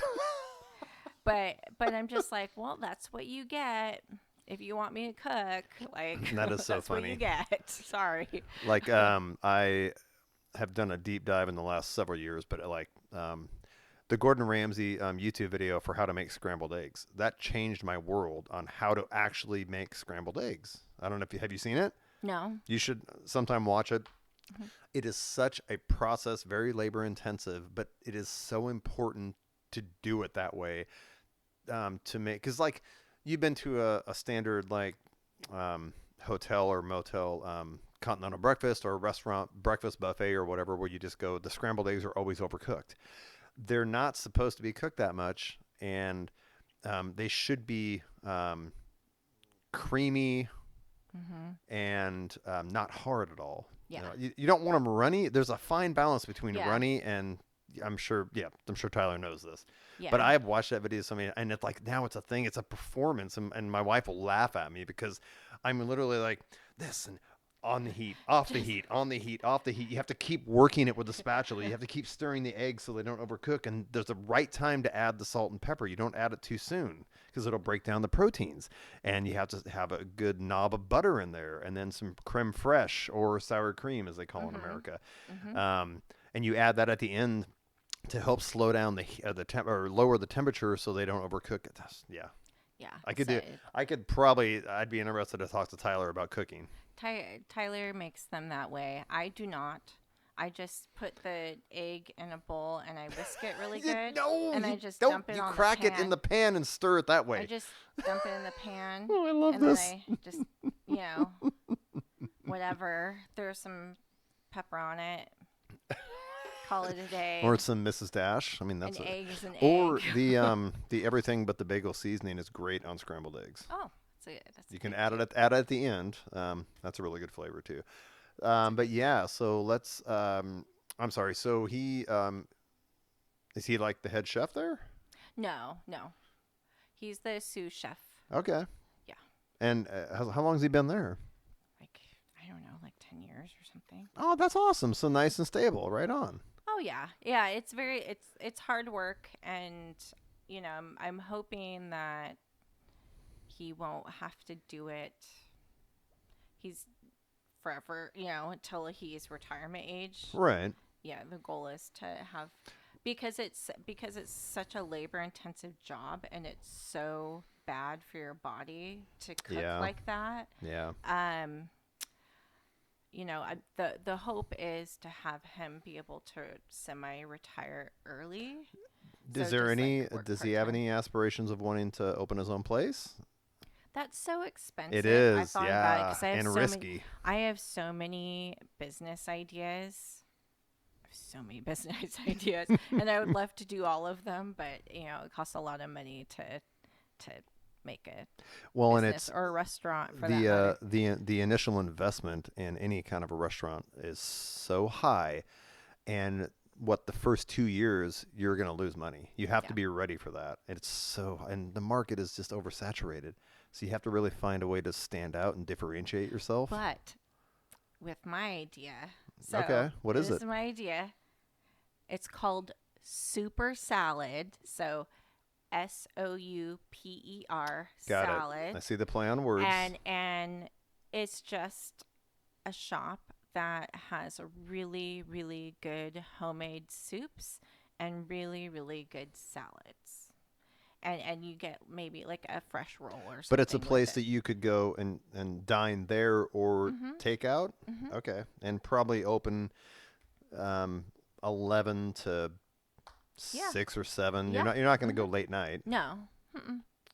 Would you want to have spirits or non-alcohol, no alcohol or spirits for happy hour or? Maybe. I don't know. But it's so hard to have, like, I love soup and I love salad. And it's really hard to find a really good bowl of soup. Yeah. Oh, a really good bowl of soup. Yeah. It has to be homemade, and the person that makes it has to make it right. Like it's such a rare thing. Well, and at the library? I think they renovated it. So it's not the library anymore. They moved it somewhere? Mm-hmm. Okay. Yeah. But they're going to do like a food cart pod there? Mm-hmm. Yeah, those are popular. They're going up everywhere. With a bar. So the building, kind of like in Oregon City. Yes, exactly. But they had Wayward's, which was a really great place. and they closed down. There's also Siren Song, and they closed down. Just the businesses just are not surviving in Canby, and um, it's really a shame. And it seems like it's always been like that. Like a lot of businesses go in and out, um, but I feel like you know Canby can do a lot better as as far as supporting small business in the town. Okay. I mean, they spent all this money on these big arches that say like welcome to Canby or something, but it's Right. like, do we really need that? No. Like, what's the point of having that big arch if nobody even comes to Canby because there's nothing here? Ah, okay. you Right, know, right. like like you. So I don't know. I have a lot of beefs to pick with they can be the city council Okay. and the chamber of commerce. Well then, yeah, There's so many things. bring it a little bit closer. I want to hear your complaints. Just swing that mic right in front of that, Well, right. And again, share they whatever you want. don't. I'm not trying to lead you into getting in trouble. So, Well, oh no, I'm not worried. okay. They don't. And by the way, no, nobody. I don't have any listeners. Nobody's ever going to see this. So, Oh, that's okay. I'm not worried. I I'm mean, not Rogan. they don't they don't consider the wildlife. So when they're zoning, when they're either zoning in or they're looking at, okay, we're gonna take this parcel and we're gonna develop on it. Okay. They're so geared towards people. There's no room for the wildlife to exist. And it's really, really unfortunate. And it's really sad. And when it comes time to vote for city council, I'm always looking for that. And nobody even talks about it. Nobody even mentions it because it's heartbreaking. I had two deer living in my backyard, Here? one for a month, and then they came back again. Yeah. That's awesome. The mom was hurt. She had a broken leg, Oh, Jesus. and then it was a baby. And they moved this way because they developed a bunch of houses just right over past like Elm. If you go down a ways, I'm not sure exactly where it is. It's right this way. Yeah. Yeah. My wife's cousin Ann just bought a house over there, right, and her backyard looks down on that river. Mm-hmm. Yeah. So I think she's in that neighborhood you're talking about. Yeah. And it's That's the Malala heartbreaking. River, I guess. So and what ended up happening was that whole group, there's deer around, because they moved over here into our backyards in our neighborhood, which is I'm totally fine with. Right. Like a deer, they ate my entire backyard, but it's cool. I don't care. But what really was heartbreaking was that every single one of them was killed because they had to move on and they had to cross 99, and deer on the north side and on the south side, because they're developing on the north side too, exact same problem. Deer crossing You the mean highway. developing like north of Denny's up there? um on Or on the other side, like by territorial Yeah. area, Okay. there's deer crossing the highway on both Jesus. ends and getting hit. Like there's a length of time there where it was just constantly there's a deer Like hit. a few a week. And we just killed them all. We Oh. killed them all. Jesus. And it's so heartbreaking Because to we me. keep encroaching on their natural habitat. Yeah, like why can't we have conservation areas and build around conservation areas? But there should yeah, be leave enough a safe space for them. Yeah. That's really easy to do, actually. Mm-hmm. There's enough room. It's just not a priority, apparently. No. And it's horrible. It's so heartbreaking to me. But that's can be. All right. So you posted, let's move on to politics. Well, that's kind of politics, but you posted today, and I was impressed. Not impressed, sorry. I was happy to see Robert Kennedy. I I'm because I've he's been on Joe Rogan and he's been on Bill Maher's podcast, so I've Hmm. listened to him speak at length for hours. Thank you for listening, taking the time to listen. A lot of people But don't. dude, it's oh my god, that I just got triggered. That triggered me because this is what's happening today with this soundbite society, and everybody's on Hmm. social media only hearing Yep. 30 seconds of something, and then they think they know the person. I'm like, would you? Hmm. And everything is taken out of context, and I'm like, Hmm. look, he is actually the only. He's the only person that is talking like a real human being. Hmm. I mean, obviously Trump's a fucking douchebag, Hmm. and but I look, I understand why some people vote for him. I understand why some people voted for Biden. But let me just say it now. I am so angry that these are the choices we're given because I'm a moderate. I mean, Hmm. I can relate to both sides. I like to vote for the best person. Yeah. Um, but it irritates me so bad that we have gotten to this point where our political system, these are the only two choices. And are these really the best and brightest that you could have offered us? Fuck you guys. I know. This Yeah. is not the best and brightest. And it's never going to change until a third party person or like an independent gets Well, in there. people need to wake up. I mean, so I wrote that post out of frustration because Yeah. I was thinking in my mind, I'm like, I worked at the DMV for 13 years. I know exactly how the general public thinks. Mm-hmm. Okay? I know exactly how they are. I've encountered anywhere from celebrities to the crazy person, homeless person on the street, okay? Right. The full In range. between, and majority of the population, or I'd say definitely more than 50%, um, are lazy. They don't want to take the time to understand. They don't want to try to understand. I No. mean, these are the people that at the DMV, they look at how do I fill in this form? Name, address, driver's license number, date of birth, and sign. Like, how hard is that? How hard is that? And so people aren't taking the time. They aren't learning. They're They're getting spoon fed their information they're through social media and sound bites, and they're mm-hmm. not taking the time to do any critical thinking and do their own None, research. none whatsoever. And so I got really frustrated because it just like dawned on me. I'm like, all these people are gonna drag me down with them. All these people are gonna drag me down because it's majority vote, right? Like not majority vote. There's electoral college, but it's if more than 50%. So I'd say I think it's like with electoral college, it's like 36% or something like that. But if majority people if that's where they get their opinion from and that's what they have their vote based on,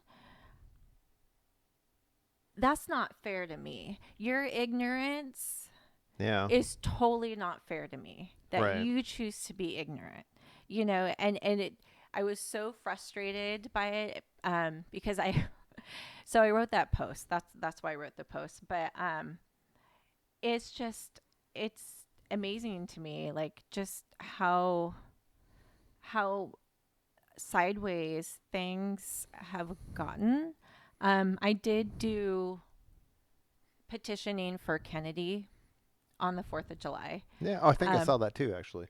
yeah, so I went out. I'm very introverted, so I don't approach people. I don't hassle them.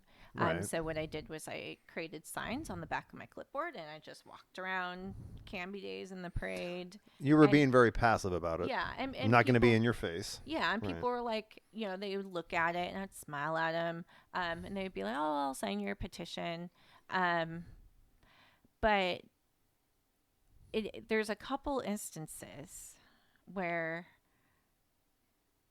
it was really a lesson for me. So I ran into a really good friend of mine, and she had one of her friends with her, and her friend, I've never met her friend before, and we I was like, oh, sign my petition. My friend signed my petition, and her friend was like asking me questions about it, like genuinely seemed like interested, in what I was doing. Um, and I was just like, vote for whoever you want to. I completely respect that. This is just to make, this is just to help. So It's just to Oregonians have another just give you an choice. option. Yeah. Like freedom is choice, and it's help other Oregonians be able to vote for the candidate they want to vote for. That's all Right. it is. That's all I'm asking. And she's like, oh, super really interested. Oh yeah, like that makes total sense. And then my friend's like, why don't you sign it? And she's like, no. And I'm like, okay. So I later on that night we go over to my in-laws, and Becky signed it. Dan's like, I'm not going to sign it. And I'm like, why don't you? I'm like, I mean, you want to give other Oregonians a choice. Like, that's all you're doing. I'm not asking you to vote for him. Just, Right. allow people the freedom to have another choice, and like, and help, or at very least, I want to vote for him. So why don't you help me be able to vote for the candidate I want to vote for? Like, Well, they whether you're on the right or the left, they're all afraid that it's going to steal votes from their yeah, yeah. candidate. That's the point. And so he, and so it was a little bit of an argument because Becky was chiming in, but he's just like, I just don't want him to be on the ballot. I'm like, okay, and I'm just like, I learned a really hard lesson today because all what it felt like was, will you please help me? And it felt like them saying, no, I'm not going to help you, Yeah. you know, and so I really tried hard not to take it personally, but that mentality of, I don't like what you're doing, or I don't agree with what you're doing, or what the cause will be, um therefore I don't think you should have that right to have that option. Right. And there's a lot of that. There's a lot of people saying, I don't agree with that, so you shouldn't have the choice. Yeah, and there's a lot of definitely a change, even from the 70s and 80s to now. Because I was alive then, and I was aware, but left and right used to be able to have discussions, disagree, and still hang Mm-hmm. out and have dinner. Yes. Um, but there's been a change, and it correlates with the advent of the internet and social media. Now that everybody's on it, Mm-hmm. people now feel like their political views and opinions. Now all of a sudden, it's their identity. It's not where it used to be, where I can like this and vote for this person or whatever. But now it's like it's they take it so personal, and it's your thoughts and opinions are not who you are, and people can't separate that anymore. If that makes sense. Yeah, there's a lot So of they take emphasis any on discussion, identity. or Mm-hmm. any pushback against their beliefs. They take it. This is what I was trying to say. They take it as a personal attack on them as a human being, instead of just saying, "Oh, I disagree with some of your ideas and philosophies." Doesn't mean I disagree or don't like you as a person. Yeah, But exactly. now everything Mm-hmm. is internalized, Mm-hmm. and people, yeah, people look at that as who they are as a human being. I'm like, your thoughts and ideas are not who you are as a person.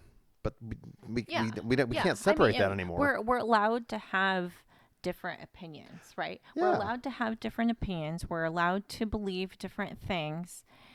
The line only crosses when your belief inflicts harm on another person, absolutely. or takes away a right from another person. Exactly. Um, so you can walk around with your like I'm very liberal, but you can walk around with your super conservative ideas.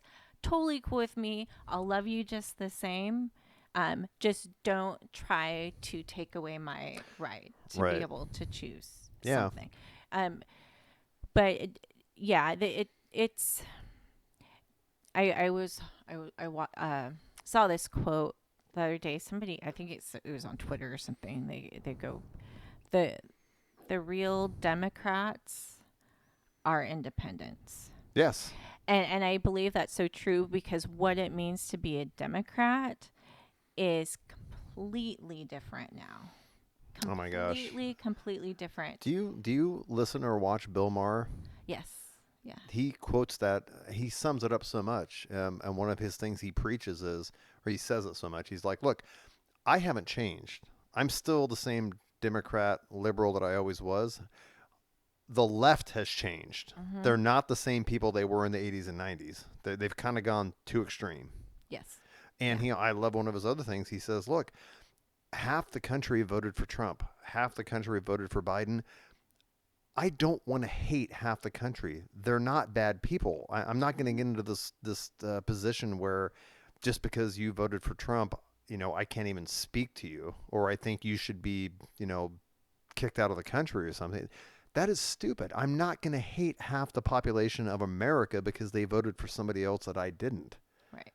But right. that kind of feels like that's where we're at now. Yeah, that is where we're at. And people forget that when it comes down to it, we all want the same thing. Yes. If you really think about it, we all want the safety, same thing. security. We want a home to shelter ourselves. We want to be able to feed ourselves and care for ourselves.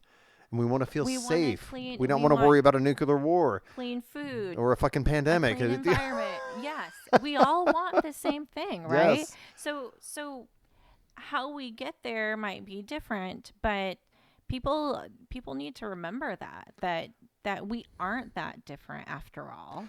Yeah, because both sides are trying to get to the same goal, even if they're coming with different strategies. Mm-hmm. But we both want the same thing, so there's no reason to hate each other. There's no reason to hate each other at all.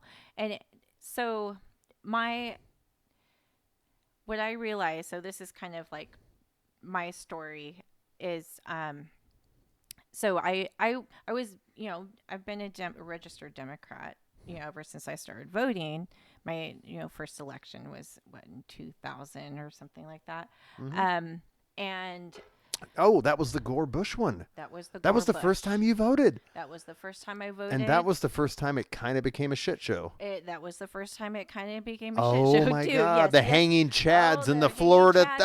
And I remember Bush on Meet the Press just lying about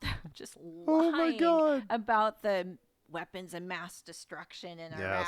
Yes. Just an excuse to have a war. So back then, the right were the war people. Right. The right were the war people. They were the conservative ones. They were all for like capitalism, big free market, all that kind of stuff, right? Democrats, anti-war, for the little guy, blue collar worker, universal health care. Lots of government regulation. Like lots of government regulation. Right. Lots of kind of socialist programs to help people, so we all have what we need. Right. That was the Democratic Party. So when 2000, so I was so excited when Obama got elected. It just seemed like things were kind of going downhill. After 8 years of Bush. Yeah. And so 2016 rolls around and there's Bernie, and I love Bernie. Because this is the first time he was on Rogan too. I listened to the whole interview. Yeah. This is the first time a candidate has ever said, we need to, because at this point the Democrats are now corrupt, right? Oh yeah. They probably have been the whole time. You just didn't notice. I don't know. My political past isn't very long. Right. So, but the Democrats and the corruption the lobbying, the corporate control over the Democratic Party by that point was pretty bad. Yeah. Okay. So Bernie ran. I wanted Bernie. He was talking about anti-establishment. Let's get rid of corporate corruption, right? Let's get it. And I I think he got screwed. Oh, he totally did. He totally did because the DNC threw money at Hillary, blocked Bernie out as much as they could. Yeah. Because it was very clear, and it's like that every time. It's very clear who they want their candidate to be, so they're going to do everything within their power to get that candidate. Which means to be the one. you have a small group of people, the DNC, which is choosing the candidate that we get to choose or vote on. Like, why can't it be open to anybody? There's no point in having a primary. Right. If it's already decided. Yeah. There's no point in having a primary. You know, it's just the illusion of freedom, but really we don't really decide. We're given two options, and we don't have a choice in who those options are, on the right or the left. The parties decide who our options are going to be. God forbid there's an independent candidate like Bernie or like Robert Kennedy. 2020, I voted for Tulsi Gabbard. I mean, do I tell you a secret? Yeah. I voted for Trump in. No, I voted for Trump in 2016. I don't think I voted in 2020. Out of spite, I was pissed. I was pissed that I knew what was going on. I did not like Hillary. You look at She's establishment. So if you look at who backed each of their campaigns, all the major unions except for mine, SEIU, backed Bernie. You got major Coca-Cola, all these backing Hillary. Okay, who's going to be your obvious choice, right? So I was angry. And I'm like, I want this thrown in their faces. Again, because you're force feeding this candidate to us. And I go back to this. I say it all the time. I cannot believe this is the best option you can give us. She is not, or Biden wasn't. They don't care about the best option for us. But they should. It's the most important position in the fucking world. They don't. They don't go. They want somebody that's part of the system they can control. They go, who can best represent our interests, i.e. corporations and lobbyists? Yeah. Who will be best friends Who with will us? step and fetch? Yep. Who will follow the program as designed by us? That's exactly who they want. Yeah. You know, and where the money is, the power is. So I kind of just, Trump, I don't like to feed into what media says about people, though it is entertaining. I take it with a grain of salt because they twist all kinds of things. I mean, just look at the stuff that they say about Kennedy, right? Right. And you know that it's all lies, it's bullshit. Right? Yeah. So they do the same thing with Trump, except, I know that Trump says, he'll say some vulgar things or he'll say some things that are inappropriate that you probably shouldn't say as a president. But it's like, who cares? I don't really care about that kind of stuff. But he was entertaining. I didn't think he was that bad. No, he wasn't. And I get the appeal of him because he was a break from the establishment. He was a break from tradition. He was the wild card that finally I was hoping would shake up the system and wake the fucking Democrats up to realize that they can't just keep putting these same cookie cutter candidates in front of us. But they didn't. They didn't learn anything from the fact that he won. They didn't learn anything. They didn't learn anything. Yeah. And so. Tricia, why do you get me all fired up? I had. It's Friday. We're supposed to be relaxing. I'm kidding. So much. I mean, I was like, okay, Trump. Okay, like he he didn't do some, there's some things I didn't agree with, But he but didn't like, do the worst job. but he didn't do the worst job. He did not do the worst job. No, absolutely So, not. so, and I actually, there is a shred of integrity with him. He is somewhat honest. He I would watch him talk. I would watch him give like press conferences about bills and stuff, especially during the COVID thing, because I was following the COVID story the whole time, ever Right. since the beginning. And he was honest. He was like, "There's this big bill, and we can't pass it unless we have to give this many millions of dollars to this Right. museum of art." Like it was part of the. He would come out and say what was part of the bill He in was order for it to pass. he was who he was, and he wasn't hiding it. He wasn't He playing. was He was no, being him. He was and being he's never, authentic. yeah, and Whether you like him or not, he he's was never authentic. hit it. Um, and so he did gain some of my respect. I respected him, but it was the turning point, and I think that conservatives forget about this piece, that in the beginning of COVID, Trump was, "Oh, COVID, it's fine," like denying it, and then he was like, "If you use Hydroxychloroquine. hydroxychloroquine, Yeah. that helps." Or And inject bleach. yeah, but Okay. Okay. it is a drug that helps. It is actually a drug that helps. Oh, of course it He does. he was And he ivermectin helps. Yeah, yes, Yes. yep, Oh, yep. this is real stuff. It's real stuff, and he was preaching that. Yeah. But overnight, all of a sudden, The nope, narrative changed. nope, Nope, can't use no, that. no We don't want to off-label repurpose these drugs Yep, because the companies aren't going to mm-hmm, make any money if we don't have something new. yep, and that's exactly. Let's shut it down. Yes. Let's Make it unavailable, give and you have make to get the people shot. wear masks. Wear a mask and then get the shot. You have Yep, to. and so what's really kind of ironic about that is that the conservatives were always the ones that were like anti-shutdown, anti-mask, anti shot, but yet they forget that it was during Trump's administration that those things came into effect. And Trump sat there. I watched a town hall where he sat there and he bragged about helping along Operation Warp Speed of the shot, Right. um, which the conservatives were very against at the time. A lot of them were.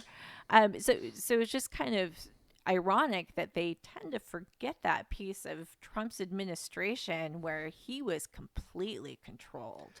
He was bought. Yeah. And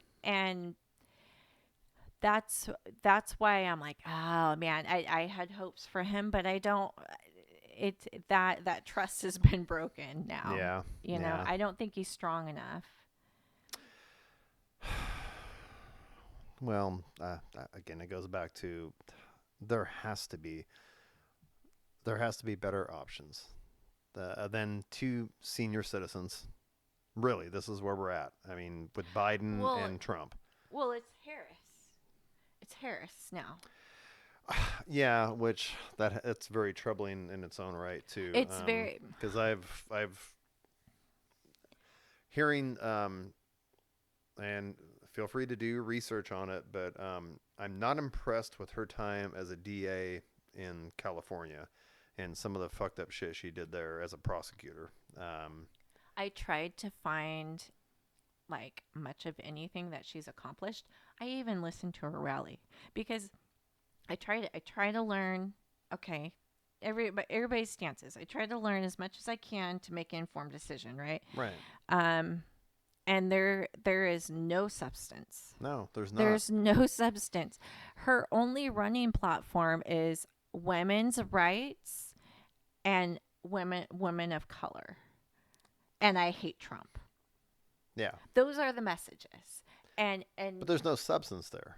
no, it was we'll do this, but there's no explanation of how there and it's just like, okay, you're just giving me a lot of empty Talking points. promises. It's just Yeah, talking points.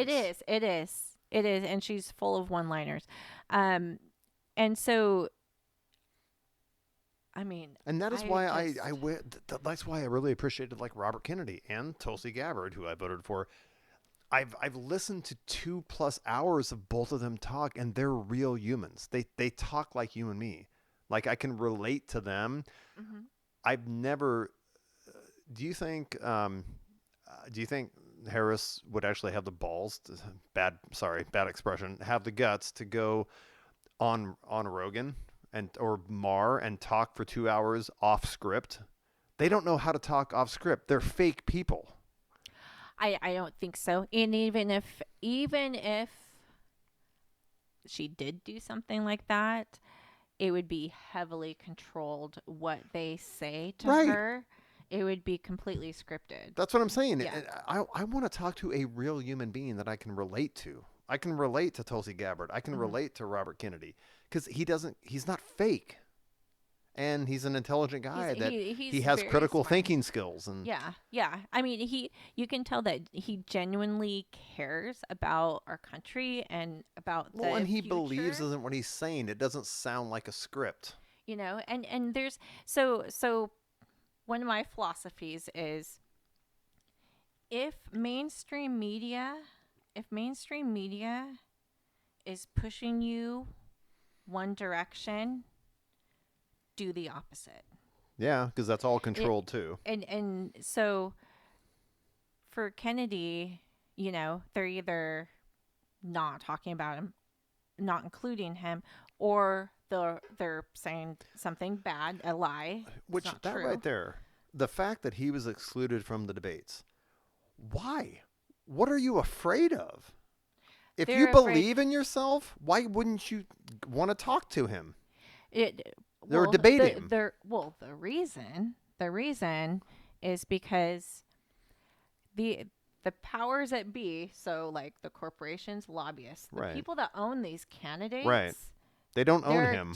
terrified of him. Yes. That's why they don't want Because him. they can't control him. They know that he will fight them. Yeah. And because he's done it, and that's what he spent his career doing. Yeah. And so they don't want him to talk. They do not want him to win. So they're going to do everything within their power to not give him a platform. Yeah. So I to almost tell don't. lies. I don't blame the corporations and the lobbyists. I mean, I know they have their interest. I get that. I guess what I'm disappointed in is why is there not more of an outcry from just the citizens? Why isn't there an outcry saying if you think why can't we hear him? Why can't Robert Kennedy be on the gosh damn debates? Because Or the person that wouldn't sign your petition, like. Why are you afraid to give people the option? If you think your candidate is so amazing, why are you afraid of mine? People are afraid, and they have been at least since 9/11. You know, Yeah. that is it's the fear mongering that happens in the media. Sorry, I didn't mean to interrupt you. Because I have friends on both sides, and this comes up a lot where they're like, their fear of the other candidate winning is greater than their fear of changing the system. Like I have left side friends that are going to be in on Biden or Harris, not because they will admit horrible candidate, but it would be worse if Trump won. So you have to vote for Harris so that Trump doesn't win. And I'm like, no, how about if I vote for Robert Kennedy? It's It's never going to change until we shake the system up. And that's what I call, you know, that doesn't have integrity, right? So you want to vote with integrity, meaning you want to vote for somebody who you believe would be best for the job. Right. and not out of Not to vote out of avoid not fear. to avoid the worst person winning. Yeah, yeah. And there's so many. Don't get me started. There's so many moral fabrics that have been broken down in our society, and one of them is this fear, right? So fear is a really good controller. And yeah, it's It, very it's motivating to people. yeah, and it's a really good way to control people. Yes. And then also, the breakdown of people that just have integrity in general.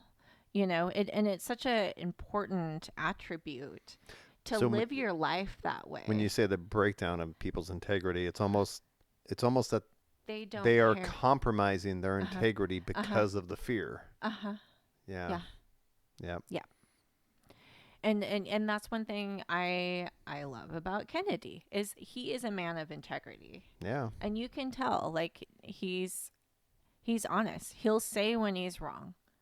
That's a new thing. He'll change his mind. He actually admits he likes to get new information and change his opinions and his beliefs. He's not like that's a mantra I live by. I want you to prove me wrong because that's how I grow as a person. You know what that's called? I maybe have heard the term, but it's science. Yes. That's how you do science. Yes. Yes. Right? So that is the because that is the basis of science. Is all scientists are trying to prove everybody wrong. Is prove my theory wrong. That's how we progress. Yes. All right, I have to go pee again. Sorry. Jeez. Okay. Oh my gosh. Yeah, this is where I knew we're live again. I guess it helps that we're kind of like-minded. Yeah. So we can we can rant and rave about the same thing. Even if we weren't, it would still be a really interesting conversation because I like to debate about things. Well, like we were just talking about, we like to get new information so we can always, our thoughts and our opinions and beliefs should always be evolving. Right. Yeah. Because with new information, you adjust your, and like, oh gosh, I guess I was wrong about that. That's a good thing. Yeah. And there's so many people in this world that don't want to learn new information. Right. And so one of the Buddhist beliefs is a concept called beginner's mind. So to have a beginner's mind means that you're open to learning. Okay. Right. So always have a beginner's mind. Always be open to learning. Don't ever pretend like you know everything about anything. Right. And that concept goes for everything. Yeah, that's like a life rule that everybody should live by. Yeah. Boy. Okay. So we've established that we're going to vote for Robert Kennedy. So you would know more about this than me. He is on the Oregon ballot, right? We got that happened? So right now he has 480 he has enough signatures in I think there's 7 states left. So that he's not yet on? That he hasn't collected enough signatures for yet. Only 7? Only 7. That I'm excited. That's encouraging. Has enough signatures in enough states for 480 electoral votes. And you need, I forgot how much you need to win. 270. 270, right. So most states will have their certifications done by the end of August into September. So I think he's certified. I don't remember how many states he's certified on. It's a pretty low number. It's like 9 or something like that. But there are much more coming. Right. The big issue he's been having with his campaign is these kind of arbitrary rules that get thrown at him last minute by the states. By design. By design. It's last minute by design, so he doesn't have time to respond. He's spent a lot of money on legal stuff, fighting these, also lawsuits. Yeah. So that's the other one too, because there's the claim that it's going to be an unfair election. He's going to take votes from whoever. So he's been having to fight quite a few legal battles as this process has gone on too. So he's definitely had an uphill battle overall. But I mean, I think that his support has been remaining strong, and I think that the more states that get certified, um, he'll start to gain a lot more traction too. Is there any chance we're actually going to get him on a debate before the election? Are they going to let him in to debate Harris and Trump? I highly doubt it. Is that just not going to happen? I don't think so. That's so frustrating. It Because he is. would mop the floor with both of them. I know, and that's why they won't let him. That's why they won't let him. They don't want him, and that's exactly why we That's should why we want should him. have him. Yes. Yeah, and I don't think I don't know. It's so weird to me because a lot of so my brother-in-law is very he's a Is Democrat. that Jason. Jason? Yeah, yeah. Yeah, and he's Democrat, and he he's very like on that side. It's we debate at times, but he also sometimes doesn't want to listen to other opinions, but the the we kind of he's an example of kind of what we're up against is it's called confirmation bias, Yes. and it's You basically pick the facts that will confirm your preconceived opinion. mm-hmm. Yes. Yeah, and a lot of people suffer from this. But again, it's all gotten worse with social media. This has Yeah. didn't used to be that bad. I mean, so social media is really a double-edged sword, because there's a lot of good things. It's a Yeah. really good way to spread information. And it's a good way to stay connected. Like Mhm. we wouldn't have reconnected if not for Facebook. Yeah. Right. But it also is a really good way to, control people. Mm-hmm. To spread disinformation. Yeah. Yeah. Yeah. Um. And to create a narrative. Mhm. Mhm. So it's gonna be, I have hope. I really have hope that it's people will start to wake up, because people like, Jason, they agree that there's too much corporate capture Yeah. of our government. They agree there's not enough regulation. They agree that the government really isn't working in our best interest. That's all that should be universally known. Yeah, on both right? sides. Yeah. Yeah. So it's like, okay, well, why are you picking the candidate that's most controlled? Or why are you making the choice between the two that are only going to continue the same paradigm? Yeah. We Yeah. have to shake this up. I mean, we're gonna so if you look at the last 4 years, it have been an absolute disaster.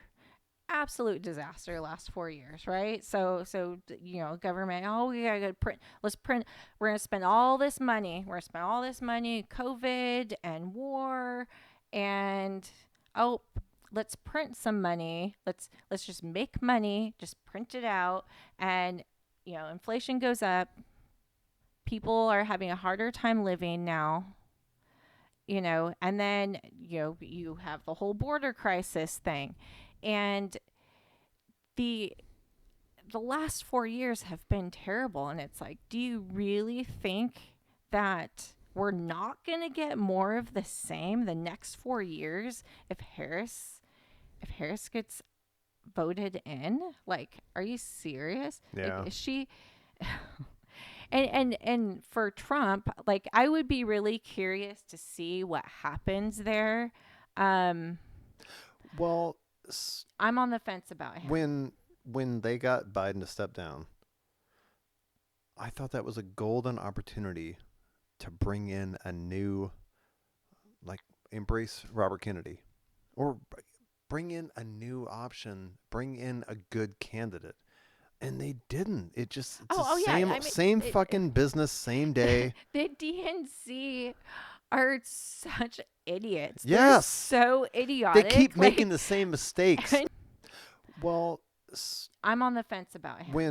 when they got Biden to step down, I thought that was a golden opportunity to bring in a new, like, embrace Robert Kennedy, or bring in a new option, bring in a good candidate. And they didn't. It's Oh the yeah. same I mean, same fucking business, same day. the DNC are such idiots. They're Yes. so They idiotic. keep making the same mistakes I and know. expect that. Isn't that the definition of insanity? You You keep the same mistake. you Get the you same keep result. engaging in the same behavior, expecting a different result. Yeah. Oh! Yeah. So, I mean, because you think that they would have learned with Hillary, right? No. That maybe they should look at what candidate people love the most and pick that one. Yeah. As opposed to who they The can establishment. control the most. Exactly the one they control the most. Yeah. And so, I'm curious to know how this is going to turn out. I'm really hoping that the newness of Harris will wear off, because another thing that terrifies me is people that are one topic voters. Like, they will only vote on the abortion topic. That's the hill they're going to die on. That's all they care about. And I'm just like, okay, my stance on that, abortion's not going to matter when we're all dying because we're poisoned. There's no good drinking water. Right.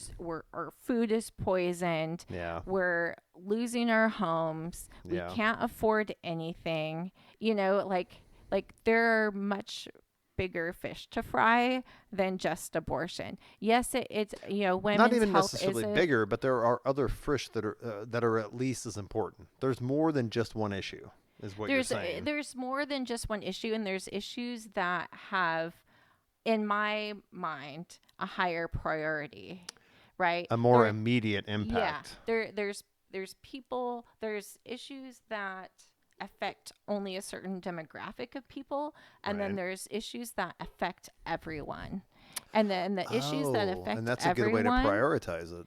Are the ones that are the highest priority. That should be. Yeah. The ones that affect everyone should be the first priority. Yeah. Yeah, that's well said. Yeah. So that's one thing that I've been noticing with Harris is I'm going to vote for her because she's a woman. And we want, or she's black, or she's Indian, or whatever. Yeah. Women of color. But we've already done the person of color president, so that has kind of worn off a little bit. So we got the female thing going. We had the female thing going, and just a woman of color. And she has done some work for women's health concerns and like women's health kind of issues, but not much, because Roe versus Wade is still overturned. Yeah. What has she done in the last 4 years? She hasn't. She's kind of been a silent vice president. I mean, you haven't really seen her front and center on anything. Until now. Yeah, which is kind of typical of a vice president. I have to admit that. It's kind of typical. Okay, but she was in a unique position as the first female vice president and a woman of color.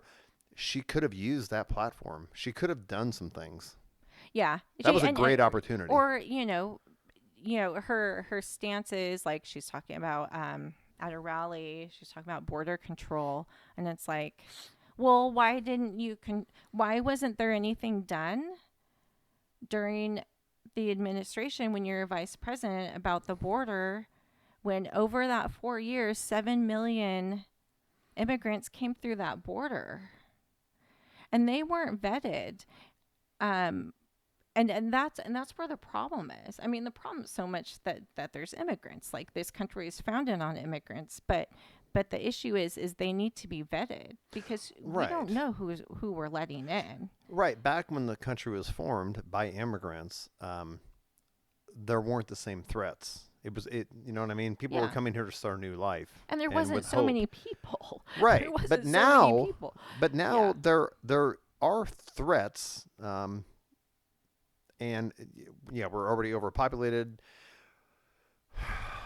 Why is there even one child in America that is not getting enough food when we're sending money everywhere else? I'm not going to get specific, but you see what I'm saying? Oh yeah. If there are any children in this country or even adults that aren't getting the services and basic human needs provided to them, but we're sending billions of dollars to other places, that's a problem. That is a problem. I know, and that's the argument about the war thing, right? The war topic Well, is the Ukraine thing, is yeah, yeah yeah. Which, is look, I'm spent trillions of dollars. it's fucked up. I don't. But that's a deep dive too. Obviously, it's fucked up that Russia invaded them. Um, yeah. But we are not world police. But for some reason, ever since 1990, when the Berlin Wall fell and the Soviet Union broke up, we kind of have become the world police. Mm-hmm. Everybody looks to us to solve everybody's problems, but it's like, well, let's also, which God bless, that's great, and we should help when we can, but we also should take care of things at home. Yeah, and I mean, and I don't totally agree with the war in Ukraine. Like, I I don't think that NATO is a good thing. And maybe it's obsolete now. You It know, served its purpose after World War II, but maybe we don't need it anymore. I don't know. I mean, we probably don't. But If it's gonna keep threatening Russia, which that's another whole topic we yeah, can go down on. but I don't blame Putin for not wanting Ukraine to join NATO. I don't blame him, because It was a threat to Russia. those military contracts. So when you join NATO, you have to buy all your stuff through their companies. So yay for Lockheed Martin, Oh Jesus! yay for all those. So and this is the military complex is so The huge. military industrial complex yes. that Eisenhower warned us about Mm-hmm. in one of his speeches. It's a real thing. Yeah. Oh my gosh. Yeah. You are really informed. Oh my gosh. Yeah, we talk about we know about a lot of the same topics. I just I'm really interested in kind of what's going on. I listened to the whole interview with Putin, the entire interview, and Oh, with Tucker Carlson. yeah, Right, and everybody roasted him for it, and I'm like, look, no, it was smart. I'm not afraid to hear our enemy, quote unquote. I want to hear him talk. He I think that was a smart move, and Putin, I don't think is completely a bad guy either. He's just painted that way. He's not a good guy. Look, irregardless of whatever, look, he in his position as leader of Russia, he's doing what he thinks is right for his country. But no, I don't think there's any debate that he's a bad guy. He has had people fucking killed. Granted, he's in a different culture, a different position. Maybe I can't relate to it. Yeah. Yeah. So, and He so I don't want to judge him on things that I can't relate to. he has tried to make peace treaties with us, and really good ones too, and we refuse. Right. It could have ended a long time ago. We just don't want to end it. We just want to keep. You talking about since the Ukraine invasion? Mm-hmm. Oh, okay. I'm not up on that, so I don't know. Okay, I'll have to do some more research. But kind of Yeah. backdoor behind the scenes deals that we rejected is what you're Mm-hmm. okay. Yeah, he tried with Trump. What's a good source to learn He about that? I Kennedy talked about it. Okay. So I look need to up revisit some of Kennedy those talked about it, interviews. and Okay. then also in Putin's interview, he talked about it too with Trump, where he tried with Trump. Trump agreed, and then when it was time to make the agreement, Trump backed out? no, Trump didn't back out. He wasn't even included. It was, I forgot who it was, but it was like Secretary of State and somebody else. And and I'll never forget because Putin said, he said, that's when I realized that the president is the one in charge. No. There's somebody else. And Yes. they denied it. They denied it. So we could have had peace a long time ago. But But and I've always thought that about, especially the most stark example is Biden for the last 4 years. There's a team behind him. mm-hmm. He's not the one making the decisions. No. He's not capable of No. making the decisions. It's embarrassing. It is really embarrassing. Trump actually was capable of making the decisions, but apparently there was still a power structure and a team behind him. Yeah, there is a definite power structure calling the shots, and to support their own interest. Yeah, and so what I'm hoping for is a president that recognizes that and breaks it. That would be Kennedy. Gets rid of it. Yeah. My biggest fear, and though, won't allow it. I don't want history to repeat itself, but if there is some way that he actually gets elected, I don't want to put on my tinfoil hat and go all conspiracy theory guy, but I'm afraid they would fucking kill him. Oh, yeah. Just like they did John and Robert. Yeah. Mm-hmm. And that to me is proof that Kennedy has integrity, because he has to know that risk is there. He's willing to take that chance, and he has to know it's real. Yeah. But he's still willing to do it. Yeah. And look at the sacrifice his uncle and his dad made. They stuck to what they believed. Yeah. And what happened to them, Yeah. But they took the chance. And he and Kennedy, Bobby is willing to take the chance too. Yeah. And I that's why I'm just like, he's always talking about, oh, I need Secret Service. I'm like, I wouldn't trust the Secret Service if I were you. Right. Like, you're better off with your own security. You should probably hire pay good money for private security. That's what he has. Yeah. Yeah. And I'm like, I'm thinking you're better off with that. Yes, absolutely. Especially with what happened with Trump and the shooting. Yeah, that was so ridiculous. There's so many questions about that. What do you think happened?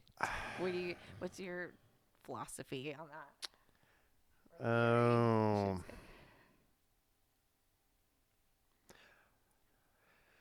God. So here is, if I want to go back to,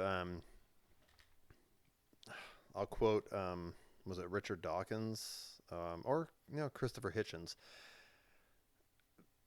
Because of human evolution,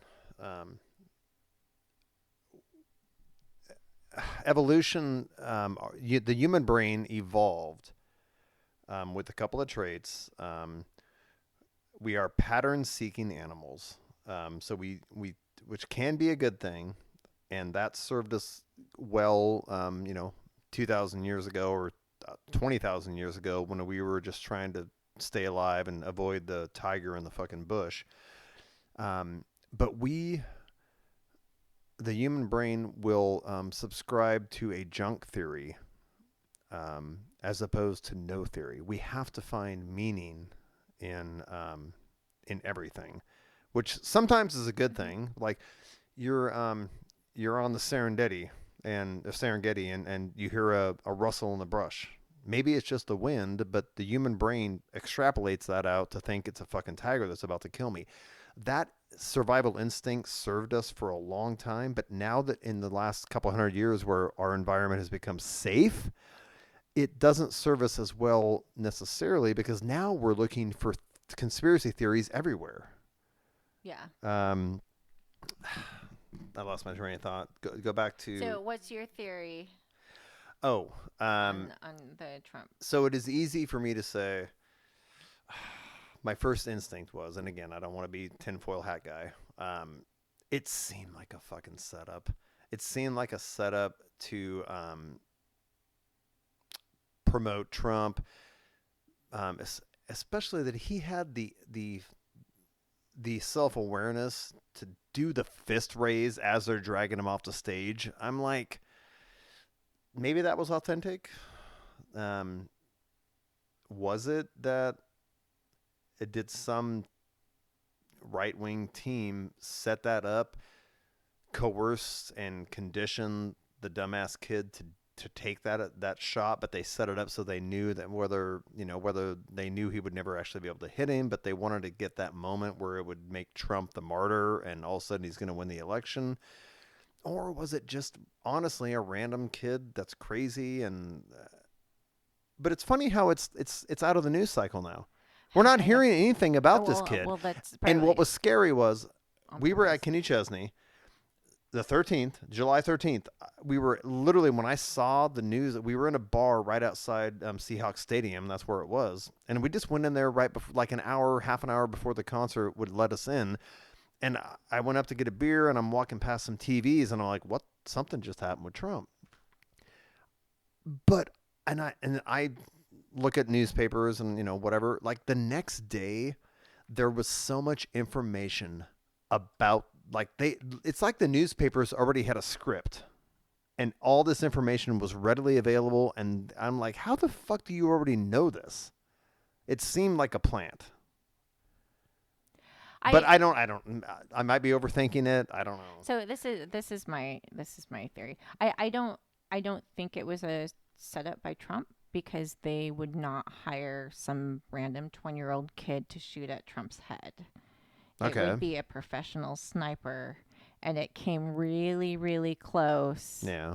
Um, and maybe there was a professional sniper, Well, and they pinned it on this kid. So what about But the fact that there was reports that the Secret Service I'm saw him getting up there. I'm getting there. Okay, I'm sorry. I'll let I'm you finish. getting there. So I really don't think that's what it was. I think what it was, and I think this is fairly realistic, is they knew about it, but they didn't do anything. Secret Service, they knew about it. They might have even knew about it far enough in advance to not secure that building like they do with That's every even other more of a building. conspiracy theory. But and the reason and there's so much evidence for that, right? So you have the not only the people that saw him up there on the roof before he started shooting at people and nobody did anything, the local police saw and we're trying to get commands from the Secret Service, which were the higher level people. Right. They wouldn't respond in a timely manner. Okay. When they set up these rallies, the Secret Service is supposed to go through a whole surrounding area and they search everything. So if there's a business, they go through the whole business. They make sure that every building is cleared. Right. They make sure that Secure. every section is secured. And the fact that this kid got on a rooftop that had a ladder that was so close to where Trump was, you could say that maybe the Secret Service overlooked that building, which I highly doubt. No, I'm sure they covered it. I'm sure they covered it. And yeah. Yeah. But I think that they knew about it and they just let it happen. So whether they knew about it way in advance or just Right. right when the kid was there and he snuck in, I don't know. But they knew about it and they let it happen. So I guess that's where I just put this together. I guess that's where I was going off on the way the human brain works is, we would, even if we would rather have a junk theory versus an actual theory, we're always looking for patterns and conspiracies. But what would be the point of that? Like, would they really wanted to get him out of the race? They were hoping he would get shot? You know how much crazy shit the Democratic Party is very powerful. They own most of media. Okay. Yeah. So they're very powerful. They're very, very powerful. They have a lot of influence. Yes. They have tried everything. They convict him. They drug him to court. Yeah. You're right. January You're right. 6th. Yes. I mean, you name it. They Yeah. have been Yes. trying to get rid. I mean, maybe even not that they would want him killed, but they want him to quit. And he maybe just trying to scare him. But yeah. And you're right about the whole that criminal trial. And God, Bill Maher talks about this a lot. He's like, look, I'm not saying he's not a criminal, but the way that they did that, it should have been a federal case and not a state case. And the timing of it, they drug it out long enough to get right before the election to just try to, it seems like it was all planned out instead of honestly just trying to hold somebody accountable for a crime they actually believe he committed.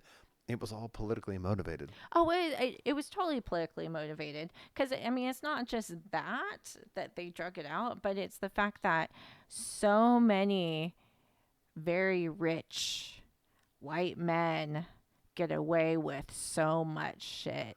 Yeah. You look at these investment bankers, Yep. these huge companies, CEOs of these huge companies, they get away with so much shit, Yeah. way worse than what Trump did. Oh, yeah. But here's Trump being convicted of like 34 counts of something. So and some of them are just like so stupid, like, oh, you cheat on your wife or whatever, like, who cares? But why are we bringing that into it? The Stormy Daniels thing is not relevant to. It's so stupid. But they've been trying to get rid of him and make life so unbearable for him that they just want him to give up. So I'm like, how about if the left, how about if you just present a better candidate that'll make it easy for him to win? Give us a better choice. That is what I keep coming back to. If you're afraid of Trump winning, give us a better choice than Biden or Harris or Hillary. Yeah. I mean, a better choice would be an anti-establishment candidate, which they cannot have. Oh, Jesus. Right? All right. So we're going to wrap the political topics up. Okay. And Jesus, it's fucking 5:00. All right. Okay. Well, it was fun. This has been amazing, actually, Tricia. I really appreciate you taking the time. Yeah. You have a lovely home. Thank you. And you gave me some stuff to think about. I definitely want you to tell Dan Nugent, right? Tell him I said hi the next time that you see him, and I appreciate his driver's education training. Okay.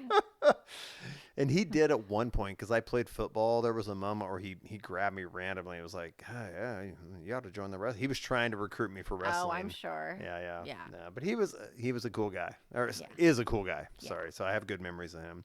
And maybe next time we can do another podcast with Tyler. I want to hear about his cooking stuff. Oh, that'd be amazing. One thing about Tyler's very abstract in his talking. Okay. And he says the most interesting, craziest shit. So, which would be great content. Just a forewarning. So all I have to do is just hit record, and I just give him one. I just pull his string once. Like, I can just pull his string once, and he'll just keep talking. Because he's very different from me, and then the way he presents his information is very like shocking. Or interesting. It is very interesting. Pick your acronym. And I'm like, what are you? Sorry, you're synonym. Sorry. But yeah, that would be a really interesting conversation. I don't even know if you'd know what to do with that. Oh, I'd have a field day. I do have normally. I rented out. Or I'm sorry, rented. I lent a lot of my sound equipment this weekend to a friend who's doing a wedding. But normally I have, I could do three. I have three mic stands. So if the three of us wanted to record again with Tyler, that'd be awesome. We should definitely try that. Okay. You were great. You were an amazing guest, Tricia. Oh, I thank appreciate you. it. Thanks. I'm going to It's stop fun it talking. now.